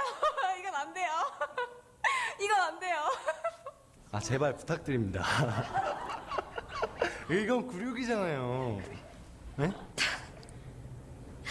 엄마 아빠 죄송하고요. 당신이라면 5만 원을 돌려줬을까요? 네, 만약 여러분이 이런 상황이라면 어땠을지, 좀 5만 원을 돌려줬을지 생각을 해보면 좋겠습니다. 우리는 살면서 크고 작은 많은 거짓말을 하고 살아갑니다. 그리고 또 개구리, 이제 제가 개구리를 중독이라고 그랬는데요. 개구리 눈을 보면요, 눈이 빨가잖아요. 눈이 빨개지도록 어디인가 사람은 미쳐서 살아가요. 그걸 중독이라고 그러거든요. 우리 시대에 정말 중독이 많은 시대입니다. 전도서에 보면요, 이런 말씀이 있어요. 모든 사람의 결국이 일반인 그것은 해 아래서 모든 일 중에 악한 것이니 곧 인생의 마음에 악이 가득하여. 같이 읽겠습니다. 평생에 미친 마음을 품다가 후에는 죽은 자에게로 돌아가는 것이라. 평생에 미친 마음을 품다가, 사람은 무엇인가에 미쳐 있는데 돈에 미쳐 있기도 하고 이성에 미쳐 있기도 하고요, 쾌락에 미쳐 있기도 하고, 그리고 성공에 미쳐 있기도 하고요, 일에 미쳐 있기도 하고요, 때로는 게임에 미쳐 있기도 하고요, 스마트폰에 미쳐 있기도 하고, 연예인에 미쳐 있기도 하고, 무언가에 미쳐 있지 않습니까, 여러분? 중독돼 있지 않아요? 그래서요, 이 삶은 개구리 증후군이라고 혹시 들어본 적 있는지 모르겠어요. 나도 모르는 사이에 서서히, 이게 뭐냐면 끓는 물에요, 이제 개구리를 이렇게 집어넣으면요, 너무 뜨거우니까 금방 뛰쳐나갑니다. 그래서 살 수 있어요. 그런데 이 개구리를요, 이런 냄비에다가 놔두는데 아주 미지근한 온도 있잖아요. 따뜻한 온도에 처음에 개구리를 놔둡니다. 그리고 서서히 온도를 올리잖아요. 그러면 이제 물이 조금씩 올라가는데, 이제 물이 팔팔 끓어도요, 개구리가 거기서 나가지 않는데요. 사실은 거기에 익숙해져 버린 거예요. 그게 바로 삶은 개구리 증후군이다. 혹시 우리 마음속에요, 서서히 내 마음을 빼앗고 있는 것들, 그게 바로 중독이거든요. 우리 혹시 그런 것들 있지 않는지 생각을 해보면 좋겠습니다. 그래서요, 마음에 7가지 가증한 것이 있다라고 했는데, 그리고 살펴봤습니다. 그런데 이 마음은 누구의 마음일까요? 여러분, 누구 마음 지금 보고 있는 거예요? 옆에 친구 마음? 아니잖아요. 바로 누구 마음? 내 마음이에요. 사실 제 마음입니다. 그리고 여러분의 마음이에요. 하나님은요, 놀랍게도 나의 마음을 다 알고 있어요. 제가 성경을 배우면서 성경의 어떤 창조의 사실들, 역사의 사실들, 그런 것들을 보고도 놀랐지만요, 더 놀라운 것은 성경에 나의 마음을 마치 꿰뚫어 보는 것처럼 다 알고 있다는 거예요. 하나님은 우리의 마음을 만드신 분이거든요. 그 모든 죄가 어디에서 나오냐면 나의 마음에서 나온다. 그래서요, 만약에 나의 마음을 사진으로 찍을 수 있다면 어떤 사진들을 찍힐까? 그리고 그 사진들을 다른 사람들에게, 나에게 가까운 사람들에게라도 보여줄 수 있을까? 저는 못 보여줘요. 제 마음속에도 끔찍한 것들이 많이 들어있거든요. 여러분들은 어떤지 모르겠습니다. 그래서 하나님은 이렇게 말씀하셔요. 에레미야 17장 9절 10절입니다. 같이 읽겠습니다. 만물보다 거짓되고 심히 부패한 것은 마음이라. 누가 능히 이를 알리오마는. 나 여호와는 심장을 살피며 폐부를 시험하고 각각 그 행위와 그 행실대로 보응하나니. 만물보다 거짓되고 심히 부패한 것은 땡땡이라 라고 했을 때, 여러분들이 만약에 여기에 마음이라고 해놓지 않고 빈칸으로 뒀을 때 여러분 뭐라고 생각할 거예요? 초등학생들한테 물어보면요, 똥이요 그래. 똥 더럽잖아요. 음식물 쓰레기 더럽잖아요. 그리고 먹고 오바이탄 더럽잖아요. 세상에 더러운 것들 많이 있거든요. 그런데 그 무엇보다도 만물 중에 가장 더러운 게 뭐냐? 마음이다. 그리고 그 마음 중에서도 누구 마음이 제일 더러울까요? 내 마음. 내가 다른 사람 마음 온전히 모르잖아요. 저는 제 마음을 알거든요. 가장 더러운 것은 제 마음이에요. 그리고 놀랍게도 하나님 그 마음속을 들여다 보시는 거예요. 심장을 살핍니다. 폐부를 시험해요. 그리고 각각 그 행위와 그 행실대로 심판하실 겁니다. 이 항아리를 나라고 하면요, 겉으로 보기에는 깨끗해요. 그런데 속에는요, 온갖 더러운 것들이 가득한 오물통입니다. 그리고 근데 평상시에는요, 이 더러운 것들이 보이지 않아요. 그런데 이 막대기를 가지고 저어 보면 어때요? 하나씩 올라오는 것처럼 평상시에는 내 마음에 7가지 가증한 그 더러운 마음들이 있지만 평상시에는요 깨끗해 보여요. 그런데 상황이 되면 염소도 튀어나오고요. 상황이 되면 뱀도 튀어나오고 상황이 되면 호랑이도 튀어나오는 것이 내 마음이에요. 왜요? 내 안에 이 더러운 것들이 가득하거든요. 그래서 하나님 보시기에 우리는 죄인이 맞습니다. 많은 죄의 열매가 나를 통해서 맺혔어요. 생각을 해보겠습니다. 그럼 왜 나는 죄인이 되었을까? 근본적인 이유에 대해서 생각을 해보겠습니다. 그 이유가 뭐냐면 시편 51편 5절입니다. 같이 읽겠습니다. 내가 죄악 중에 출생하였으며 모친이 죄 중에 나를 잉태하였나이다. 이게 무슨 말이냐면 내가 태어나면서부터 죄인으로 태어났다. 심지어 모친, 우리 엄마가 죄 중에 나를 잉태했다. 엄마 뱃속에 있을 때부터 난 이미 뭐였다? 죄인이었다. 엄마 뱃속에서부터 이미 죄인이었고 태어나면서부터 우리는 죄인으로 태어났다. 그러니까 어린 아이들 보면 착하고 선하고 천사같이 보이잖아요. 그 어린 아이도 평생 지을 죄가 그 속에 다 들어있어요. 여러분만 들어있는 게 아니라 어린 아이들도 들어있다니까요. 이 아이 한번 봐요. 좋은 세상에서 잘 살아. 그래. 미안해. 가자. 미안하다고 했잖아. 방금 미안해 그래놓고 그 사람이요 배우지 않아도 잘하는 게 있어요. 사실 뭐든지 다 학습을 하고 교육을 받고 하거든요. 근데 사람이 배우지 않아도 잘하는 게 뭐냐면 죄 짓는 거예요. 그래서 우리가 누가 죄 지으라고 가르친 적 없거든요. 거짓말하라고 가르친 적 없어요. 근데 아이들이요 곧잘 커가면서 죄를 짓거든요. 그게 왜 그럴까? 태어나면서부터 죄를 가지고 태어난 거예요. 이렇게도 설명을 해볼 수 있죠. 이 나무는 무슨 나무일까요? 모르죠. 이 상태로 봐보면 어떻게 알겠어요? 이제는 무슨 나무예요? 사과나무예요. 사과나무. 어떻게 사과나무인지 알았어요. 그의 열매로 그들을 알리라. 예수님의 말씀인데 사실 우리는 이 나무가 사과나무라는 것을요 그 나무만 봤을 때는 몰라요. 나무에 열매가 맺힌 걸 보고 아 사과 열매를 맺힌 거 보니까 사과나무구나 라는 것을 알 수 있었던 거예요. 왜 그런데 질문을 바꿔보겠습니다. 그럼 왜 이 나무는 사과나무가 됐을까요? 사과 열매를 맺어서 사과나무예요? 아니면 씨가 사과씨이기 때문에 사과나무가 됐을까요? 그렇죠. 근원은 씨라는 거예요. 열매는 결과고요. 근원은 뭐냐? 씨라는 거예요. 이 나무는 사과 열매를 맺기 전부터도 무슨 나무였어요? 사과나무였다니까. 사과 열매를 맺기 전부터도 이 나무는 사과나무였어요. 이유는 뭐예요? 씨가 무슨 씨? 사과씨를 심었으니까 사과나무가 되고 사과 열매를 맺는 거. 이게 순서입니다. 그거 똑같이 우리에게도 적용할 수 있어요. 그의 열매로 그들을 안다라고 했잖아요. 우리는 계속해서 죄의 열매를 살펴본 거예요. 아, 나에게 이러이러한 죄가 있고 이것들이 밖으로 나와서 내가 죄가 있구나, 죄인이란 걸 알았어요. 근데 왜 우리가 죄인이 되었을까? 나는 왜 죄인으로 태어났을까? 그것은요, 씨가 무슨 씨일까요? 죄씨인 거예요. 우리는 죄씨를 받고 태어났어요. 그럼 나는 누구의 씨를 받고 태어났을까? 여러분은 누구 씨 받고 태어났어요? 아빠 씨 받고 태어났잖아요. 그죠? 아빠 씨.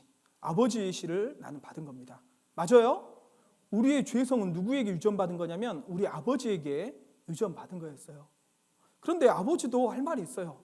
아버지도 죄인으로 태어났거든요. 아버지는 누구 씨 받았어요? 할아버지 씨 받았어요. 그래서 쭉쭉쭉쭉 올라가거든요. 결국 나는 누구 씨 받고 태어났냐면 누구 씨? 아담 씨를 받고 태어났어요. 아담은 하나님이 죄 없는 상태로 무죄 상태로 만드셨거든요.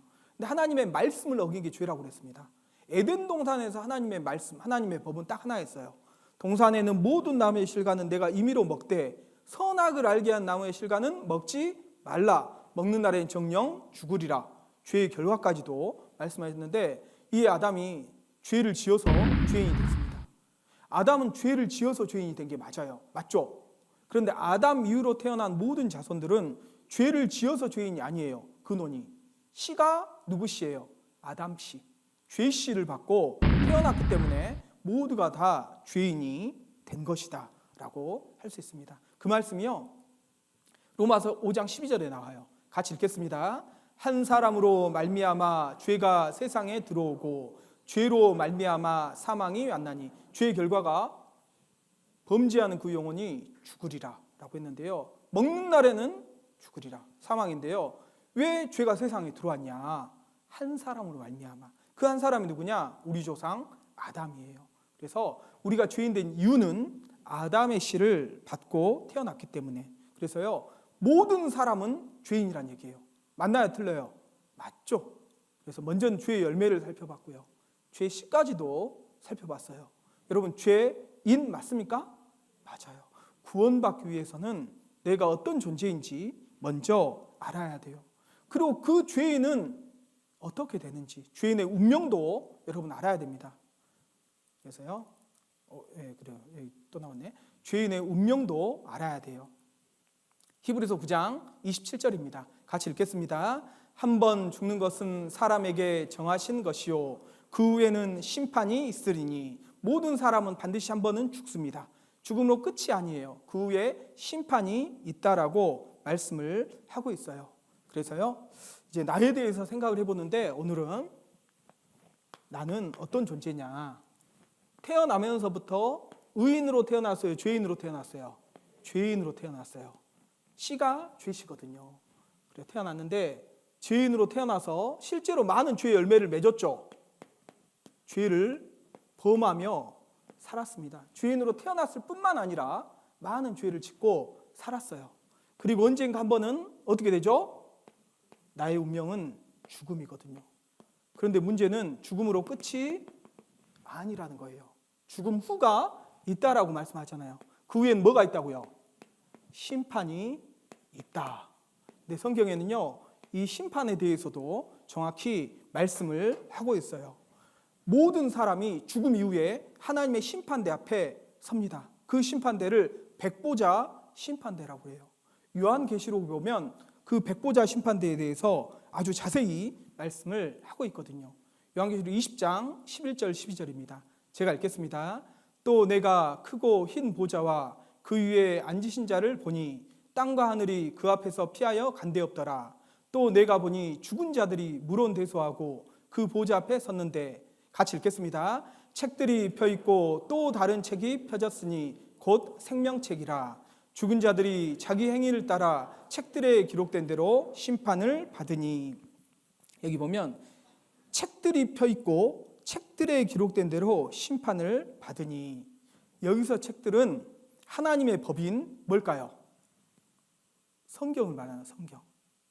그래서 여기서 책들은 성경을 말하는 겁니다. 세상 법정에도 판사가 자기 임의로 판결을 내리지 않아요.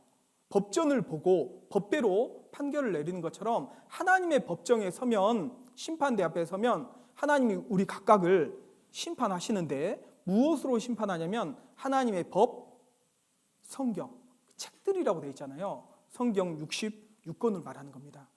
책들이 펴있고 그 책들에 기록된 대로 심판을 받는다. 그리고 13절 14절에 보면 바다가 그 가운데서 죽은 자들을 내어주고 또 사망과 음부도 그 가운데서 죽은 자들을 내어주매 각 사람이 자기 행위대로 심판을 받고, 같이 읽겠습니다. 사망과 음부도 불못에 던지우니 이것은 둘째 사망 곧 불못이라. 여기 보면 둘째 사망이라는 단어가 나오잖아요. 첫째 사망은 뭐냐면 육신이 죽는 걸 말해요. 근데 육신의 죽음으로 끝나는 게 아니었어요. 둘째 사망이 있는 겁니다. 둘째 사망은 뭐냐면 불못에 던져지는 거예요. 누가 불못에 던지우냐? 구원받지 못한 모든 사람들은 불못에 던지웁니다. 근데 이 지옥에 갈 때는요, 영혼만 가는 게 아니에요. 많은 사람들이 착각을 합니다. 지옥은 영혼이 고통받는 곳이다. 근데 영혼만 가는 것이 아니라 몸과 영혼이 함께 고통을 받는 거예요. 하나님이 의인의 부활이 있고 악인의 부활이 있다. 생명의 부활이 있고 심판의 부활이 있다라고 했는데, 지옥 가는 사람들의 몸도 부활시켜요. 끔찍한 형체로 아마 부활시킬 겁니다. 그리고 죽지 않는 형체로 부활시킬 거예요. 영원한 고통만 받는 몸으로 부활을 시킬 겁니다. 그래서요, 마태복음 10장 28절에는 몸은 죽여도 영혼은 능히 죽이지 못한 자들을 두려워하지 말고, 같이 읽겠습니다. 오직 몸과 영혼을 능히 지옥에 멸하신 자를 두려워하라 했는데, 몸과 영혼이에요. 지옥에 갈 때는 영혼만 가는 게 아닙니다. 몸도 부활시켜서 죽지 않는 몸으로 영원히 고통받는 곳이 지옥이거든요. 요한계시록 20장 15절 같이 읽겠습니다.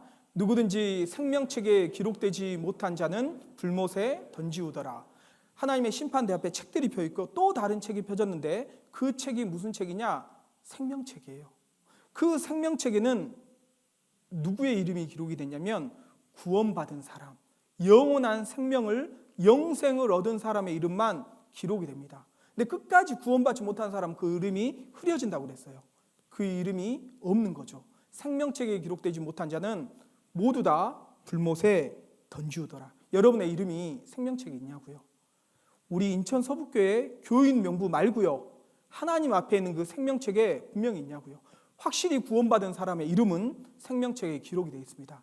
그 사람은 이 심판받지 않아요. 그런데 생명책에 기록되지 못한 자는 불못에 던지우더라. 우리는 선택해야 됩니다.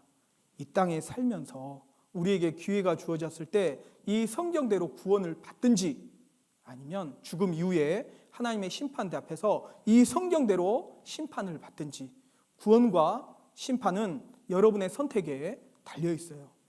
그럼 지옥은 어떤 곳이냐? 성경의 지옥의 특징에 대해서 여러 가지로 말씀을 하고 있는데, 대표적인 것, 중요한 것들을 좀 살펴보겠습니다. 꺼지지 않는 불과 유황이 타는 곳이다 했는데요, 마귀와 그 사자들을 위하여 예비된 영영한 불이다. 지옥은요, 영영한 불이에요. 지옥은 꺼지지 않는 불입니다. 영원히 불타는 거예요. 여러분, 왜 지옥이 무서울까요? 가장 무서운 이유가 여기에 있는 거예요. 영영한 곳이에요. 천국도 영원한 곳이고 지옥도 영원한 곳입니다. 한번 운명이 결정되면 그 운명을 바꿀 수 없는 곳이 지옥인 거예요. 근데 원래 이 지옥은 사람을 보내려고 만든 것이 아니었어요. 마귀와 그 사자들을 위하여 예비된 영영한 불이라고 했는데, 누구 보내려고 그랬냐면 타락한 전사 마귀, 그의 졸개들, 그 마귀와 그 사자들을 위해서 예비됐는데, 왜 사람이 지옥에 가냐? 마귀에게 속아서요, 끝까지 구원받지 않다가 마귀와 함께 영원한 지옥불에 떨어지는 거예요. 꺼지지 않는 불과 유황이 타는 곳이다. 두 번째, 구더기도 죽지 않고 불로 소금치타는 곳이다. 깜깜하고 어두운 곳이다. 근데 제가 이 말씀이 조금 이해가 안 됐습니다. 깜깜하고 어두운 곳이다. 지옥은 불이잖아요. 근데 불이면 화날 텐데, 불이 켜져 있으니까 화내야 되는데 왜 깜깜하고 어두운 곳일까? 그런데 이걸 알게 됐어요. 그 불의 온도에 따라서 색깔이 달라진다는 것. 원래 보통 불의 색깔은 빨주노초 파남보 무지개 색깔이거든요. 근데 온도가 더 올라가잖아요. 하얀색, 산소 용적비. 더 올라가잖아요. 까만색. 더 올라가잖아요. 새까만색이 돼요. 태양의 흑점이 새까만 불이거든요. 표면 온도가 6000도예요. 태양을 만드신 분이 지옥도 만든 게 분명합니다. 빛이 없는 곳이에요, 여러분. 어두운 곳입니다. 너무 무서울 거예요. 그리고 밤낮 쉬지 못하는 곳이다. 말씀 듣는 거 힘들어요. 힘든데요, 어떤 분들 그러더라고요. 구원 받으려고 체력이 있어야 되나 보다. 너무 힘들다. 그래서 쉬는 시간 좀 드리잖아요. 그러니까 집에 가도 쉴 수 있잖아요. 그런데 지옥은 영원히 쉬지 못하는 거예요. 고통이 영원히 계속되는 곳이다. 실제적인 고통이 있습니다, 지옥은요. 그래서 이 지옥에 간 부자가요, 그 손가락 끝에 물을 찍어 내 혀를 서늘하게 하소서. 내가 이 불꽃 가운데서 고민하나이다. 실제적인 고통을 느끼는 장소라는 거예요. 인간이 느끼는 가장 큰 고통 순위가 있습니다. 남성이 고환을 맞았을 때, 맞아봤어요 한번. 엄청 아파요. 근데 그거보다 더 힘든 게요, 임신 후 아기를 출산할 때 경험이 있으신 분 계실 거예요. 엄청난 고통이잖아요. 근데 그거보다 더 힘든 게 절단통이래요. 손가락, 발가락이 절단됐을 때 상상만 해도 끔찍하잖아요. 근데 그 절단통보다 더 큰 게요, 몸이 불에 탈 때의 고통이다라고 이야기를 하거든요. 몸이요, 내 몸이 불에 탔을 때 그 고통은 어마어마하거든요. 하나님이 고통의 순위를 알려줬는데 지옥은 영원히 불타는 곳인데요. 혹시 지옥이 실제할까? 느껴보고 싶은 분 있잖아요. 심하게는 말고 살짝 한번 해보셔요. 절대 지옥에 가서는 안 되겠다라는 생각을 할 수 있을 겁니다. 너무나 끔찍한 고통이에요, 여러분. 슬피 울며 이를 가는 곳이다 라고 했는데요. 거기서 울며 이를 갈미 있으리라 라고 했는데 왜 이를 갈까요? 울면서. 너무 고통스러우면요, 이를 갈아요. 화상 환자들 드레싱 할 때요, 너무 고통스러우니까 이를 푹푹 하는데 이빨이 다 빠질 정도로 이를 갈아요. 그 고통이 얼마나 심한데요.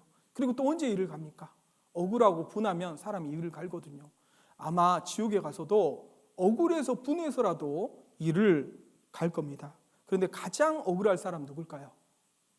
이 말씀을 들었는데도 불구하고, 내가 구원받을 수 있는 기회가 있었음에도 불구하고, 하나님의 말씀이 전해지는 올바른 교회와 연결됐음에도 불구하고 끝까지 고집 피우다가 구원받지 못한 사람은 가장 억울하며 자기 자신을 저주할 거예요. 영원히 자기 자신을 저주할 겁니다. 여러분, 지옥은 슬피 울며 이를 갈미 있으리라 그랬어요. 사랑하는 사람들과 영원한 이별을 하는 곳이다. 구출될 가능성이 전혀 없는 곳이다. 단테의 신곡 지옥편에 보면요, 지옥문 앞에 이런 글귀가 있대요. 여기 들어온 자 모든 희망을 버려라.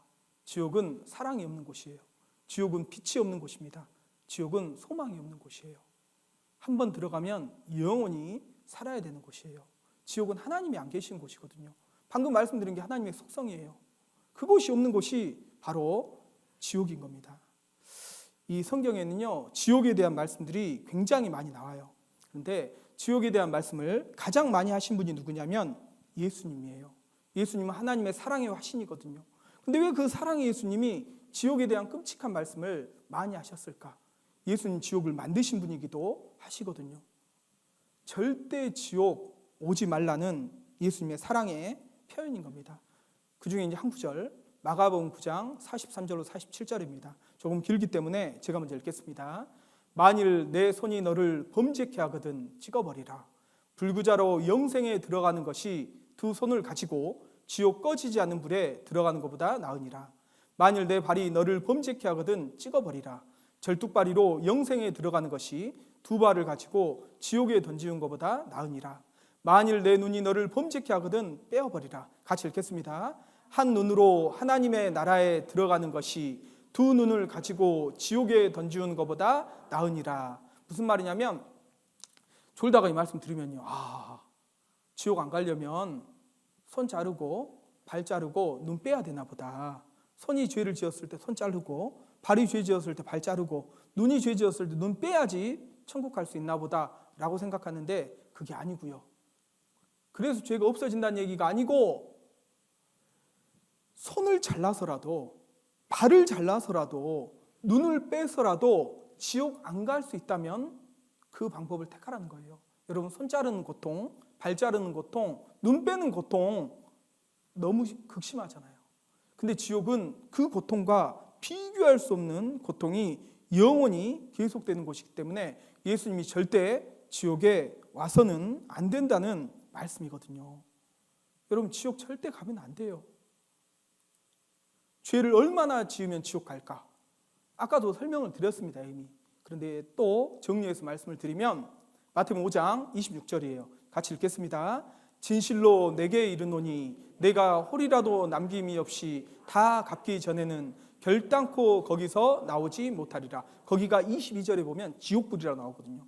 그런데 내가 홀이라도 남김이 없이 다 갚기 전에는 결단코 지옥에서 나올 수 없다. 이게 무슨 말이냐면, 우리가 지은 죄들 있잖아요. 그 죄들 중에서 홀이만한 죄 하나라도 갚지 못한 죄가 남아있다면 그 사람은 지옥 갈 운명이었는데 거기서 나올 수 없다라는 얘기예요. 그 얘기는 홀이만한 죄 하나만 있어도 어디 간다? 지옥 간다라는 말이거든요. 이 홀이가 뭐냐면 털로자 1000분의 1리자라는 거예요. 가는 털 있잖아요. 소털, 그 가는 털을 1000조각을 내는 거예요. 그럼 눈에 보이긴 하겠어요? 그러나 분명히 존재는 하겠죠. 아주 작은 죄 하나, 1000분의 1, 그 홀이만한 죄 딱 하나만 있어도 이 죄 때문에 어디 간다? 지옥 간다. 지옥은 죄가 많은 사람이 가는 게 아니에요. 큰 죄 지은 사람이 가는 게 아닙니다. 죄가 있는 사람이 가는 거고 아주 작은 죄 하나라도 있는 사람이 지옥에 가는 거예요. 그래서 한 방울이라도 먹으면 죽는 독약이 있다고 합시다. 그 물이 가득해요. 가득한 물에다가 독약 한 방울 떨어뜨렸습니다. 그러면 이 물 먹으면 죽을까요? 안 죽을까요? 죽는 거예요. 여러 방울 떨어뜨려도 죽고 한 방울만 떨어뜨려도 죽는 것처럼 죄 하나만 있어도 지옥 가는 겁니다. 그럼 마지막으로 어떻게 해야 될까? 우리가 가장 좋아하는 단어가 마지막으로 좋아하잖아요. 어떻게 해야 될까? 이제 그럼 나는 어떻게 해야 된단 말인가? 성경에는 이렇게 하라고 말씀하십니다. 사도행전 3장 19절입니다. 같이 읽겠습니다. 그러므로 너희가 회개하고 돌이켜 너희 죄 없이 함을 받으라. 이같이 하면 유쾌하게 되는 날이 주 앞으로부터 이를 것이요. 회개하고 돌이켜 너희 죄 없이 함을 받으라. 죄 없이 함. 여러분, 우리가 지옥 안 가려면, 천국 가려면 필요한 게 뭐냐면 죄 없이 함이에요. 뭐 때문에 지옥 가냐면 죄 때문에 지옥 가거든요. 죄가 없어져야지 그 사람은 천국에 갈 수 있는 겁니다. 그래서 이것을 구원이라고 그래요. 죄 없이 함 받는 것. 이제 내일 이 구원에 대한 말씀을 드릴 거예요. 그런데 이 죄 없이 함 구원을 받기 위해서 내가 먼저 해야 될 게 있습니다. 그게 뭐냐면 너희가 뭐 하고 회개하고 돌이켜. 먼저 회개해야 돼요. 회개는 뭐냐면 한자로 보면 뉘우칠 회, 고칠 게거든요. 죄를 뉘우치고 고치는 것이 이제 이 문자적인 의미의 회개거든요. 그러니까 죄에 대해서요 인지만 하고 있는 게 아닌 거예요. 내가 죄인이다 여기까지 회개가 아니에요. 인지했잖아요. 그리고 그것을 버리고자 하는 마음까지, 내가 다 버릴 수는 없다 할지라도 버리고자 하는 마음까지, 이게 마음의 방향을 돌이키는 거거든요. 이게 진정한 의미의 회개라고 할 수 있습니다. 회개는 자신의 죄를 깨닫고 뉘우치고 죄에서 뭐하는 행위? 돌이키는 행위인 거예요. 그래서요, 우리는 말씀을 배웠습니다. 말씀 듣기 전에 표정이 별로 안 좋았죠. 그래서 무슨 말씀을 들으라고 하냐. 말씀을 들으면서요, 점점 회개하는 마음을 갖추는 거예요. 사실 오늘까지 말씀은 딱 한 가지 하기 위해서요. 회개. 여러분들이 회개하는 마음을 갖게 하기 위해서요, 마음밭을 계속 갈았던 겁니다. 성경이 사실이라는 많은 증거들을 보여드렸습니다. 그리고 눈에 보이지 않는 하나님이 살아계시다는 많은 증거들을 보여드렸어요. 그리고 그 살아계신 하나님 앞에 내가 죄인이라는 것도 오늘 알게 됐습니다. 내 양심의 기준이 아니라 성경의 기준으로 비춰봤을 때 내 눈이 아니라 하나님의 눈앞에 내가 하나님 앞에 죄인이라는 것을 알게 됐어요. 그리고 그 죄인의 운명도 알게 됐습니다. 지옥 갈 운명이라는 것을 알게 됐어요. 여기서 그치면 안 돼요. 그리고 방향을 돌려야 되는데 바로 이 죄를 버리고 하나님께로 돌아오는 거예요. 여러분, 하나님은 죄와 함께할 수 없는 분입니다. 그걸 아셔야 돼요. 그래서 이 잠언 28장 13절 같이 읽겠습니다. 자기의 죄를 숨기는 자는 형통치 못하나 죄를 자복하고 버리는 자는 불쌍히 여김을 받으리라 했는데, 자기의 죄를 숨기는 자는 형통치 못하나, 하나님 앞에 솔직하게 정직하게 내가 죄인이라는 것을 인정하고 자복하고, 근데 거기서 그쳐서는 안 돼요. 버리는 자, 죄를 버리고자 하는 마음으로, 돌이키는 마음으로 하나님 앞에 나와야 하나님의 은혜를 받습니다. 불쌍히 여김을 받고 구원을 받을 수가 있는 거예요. 여러분, 이 한자가 뭔지 아셔요? 죄송합니다. 염일방일이라는 한자 성어거든요. 염일방일. 이 염자가요, 집을 염자입니다. 또 방자는요, 놓을 방자예요. 하나를 집기, 하나를 얻기 위해서는 하나를 놓아야 된다는 거예요. 그래서 이 한자 성어는 중국 송나라 때 사마광이라는 그 사람이 어린 시절에 그가 겪었던 일을 배경으로 나온 한자 성어거든요. 그래서요, 이 사마광이 이제 어린 시절에요, 하나를 얻으려면 하나를 놓아야 된다라고 했는데, 사마강의 어린 시절에 이제 중국 북송 시대죠. 이 커다란 통, 그래서 항아리에 어린 아이가 빠진 겁니다. 그리고 그대로 두면요 죽게 생긴 거예요. 살려주세요, 살려주세요, 막 소리를 고래고래 지르고 있는 겁니다. 여러분, 항아리에 아이가 빠져가지고, 큰 항아리에 빠져가지고요, 아이가 막 손을 흔들면서 죽어가고 있어요. 어떻게 하면 되죠? 빨리 그 항아리를 깨면 될 겁니다. 그래서 사마강이 생각할 때 분명히 항아리 깨면 될 것 같은데, 어른들이 있잖아요. 어른들이 우왕좌왕하는 거예요. 우왕좌왕해요. 어른들은 우왕좌왕하면서 밧줄 찾아갖고 와, 사다리 가지고 와, 막 하면서요 우왕좌왕하고 있는 겁니다. 여러분, 왜 어른들이요 우왕좌왕했을까요? 방법은 쉽잖아요. 항아리 깨면 아이 살릴 수 있는데 어른들은요 그거 모르는 거 아니에요. 근데 생각을 하는 겁니다. 어떤 생각? 이 항아리 값이 얼만데, 나중에 그 책임을 누가 질 건데, 이런저런 생각들 때문에요 알면서도 깨지 못해요. 이 아이는 죽어가고 있습니다. 그때 사마강이요 돌멩이를 하나 집어서 항아리를 깨뜨렸어요. 그리고 이 아이가 살게 됐거든요. 여러분, 어른들 생각 속에서는요 다른 것들이 컸던 거예요. 이 항아리 값이 얼만데, 얼마나 아까운데. 여러분, 이 항아리보다 더 소중한 것은 한 사람의 생명이잖아요. 여러분, 내 육신의 생명도 소중하지만 내 영혼의 생명은 그 무엇보다도 소중한 거예요. 제가 이렇게 상담을 해보면요 말씀을 잘 들었습니다. 근데 말씀을 끝까지 들어도요 구원이 안 이루어지는 거예요. 이유가 뭘까? 회개하지 않은 거예요. 이유가 뭘까? 구원 안 받고 싶은 마음은 아니에요. 구원 받고 싶은 마음이 있어요. 그런데 구원 받고 싶은 마음도 있고, 동시에 무슨 마음이 있냐면 죄도 버리고 싶은 마음, 죄를 버려야 되는데 죄를 버리고 싶은 마음이 없는 거예요. 구원도 받고 싶고 죄도 짓고 싶고, 염일방일입니다. 하나를 얻기 위해서는 하나를 버려야 돼요. 더 소중한 걸 얻기 위해서는 하찮은 것 버릴 수 있어야 됩니다. 여러분, 진정으로 구원받기 위해서는 회개해야 되며, 회개한다라는 것은 죄를 뉘우치고 깨닫는 것에 그치는 게 아니에요. 그것을 돌이키는 겁니다. 죄를 버리고자 하는 마음이에요. 그게 간절한 마음이고, 하나님 그 마음을 보시고 그 사람을 구원시켜줘요. 내일 복음 말씀을 전할 거거든요. 구원 얻을 말씀입니다. 근데 아무리 말씀을 제가 잘 전해도요 마음의 준비가 안 되면 그 누구도 구원을 받을 수가 없어요. 그래서 준비된 마음으로 오셨으면 좋겠습니다. 그리고 이를 위해서요 기도하고 오셔요. 어떤 마음으로 기도해야 되냐면 간절한 마음으로. 어떤 마음으로 기도해야 되냐면 진실한 마음으로 기도했으면 좋겠습니다.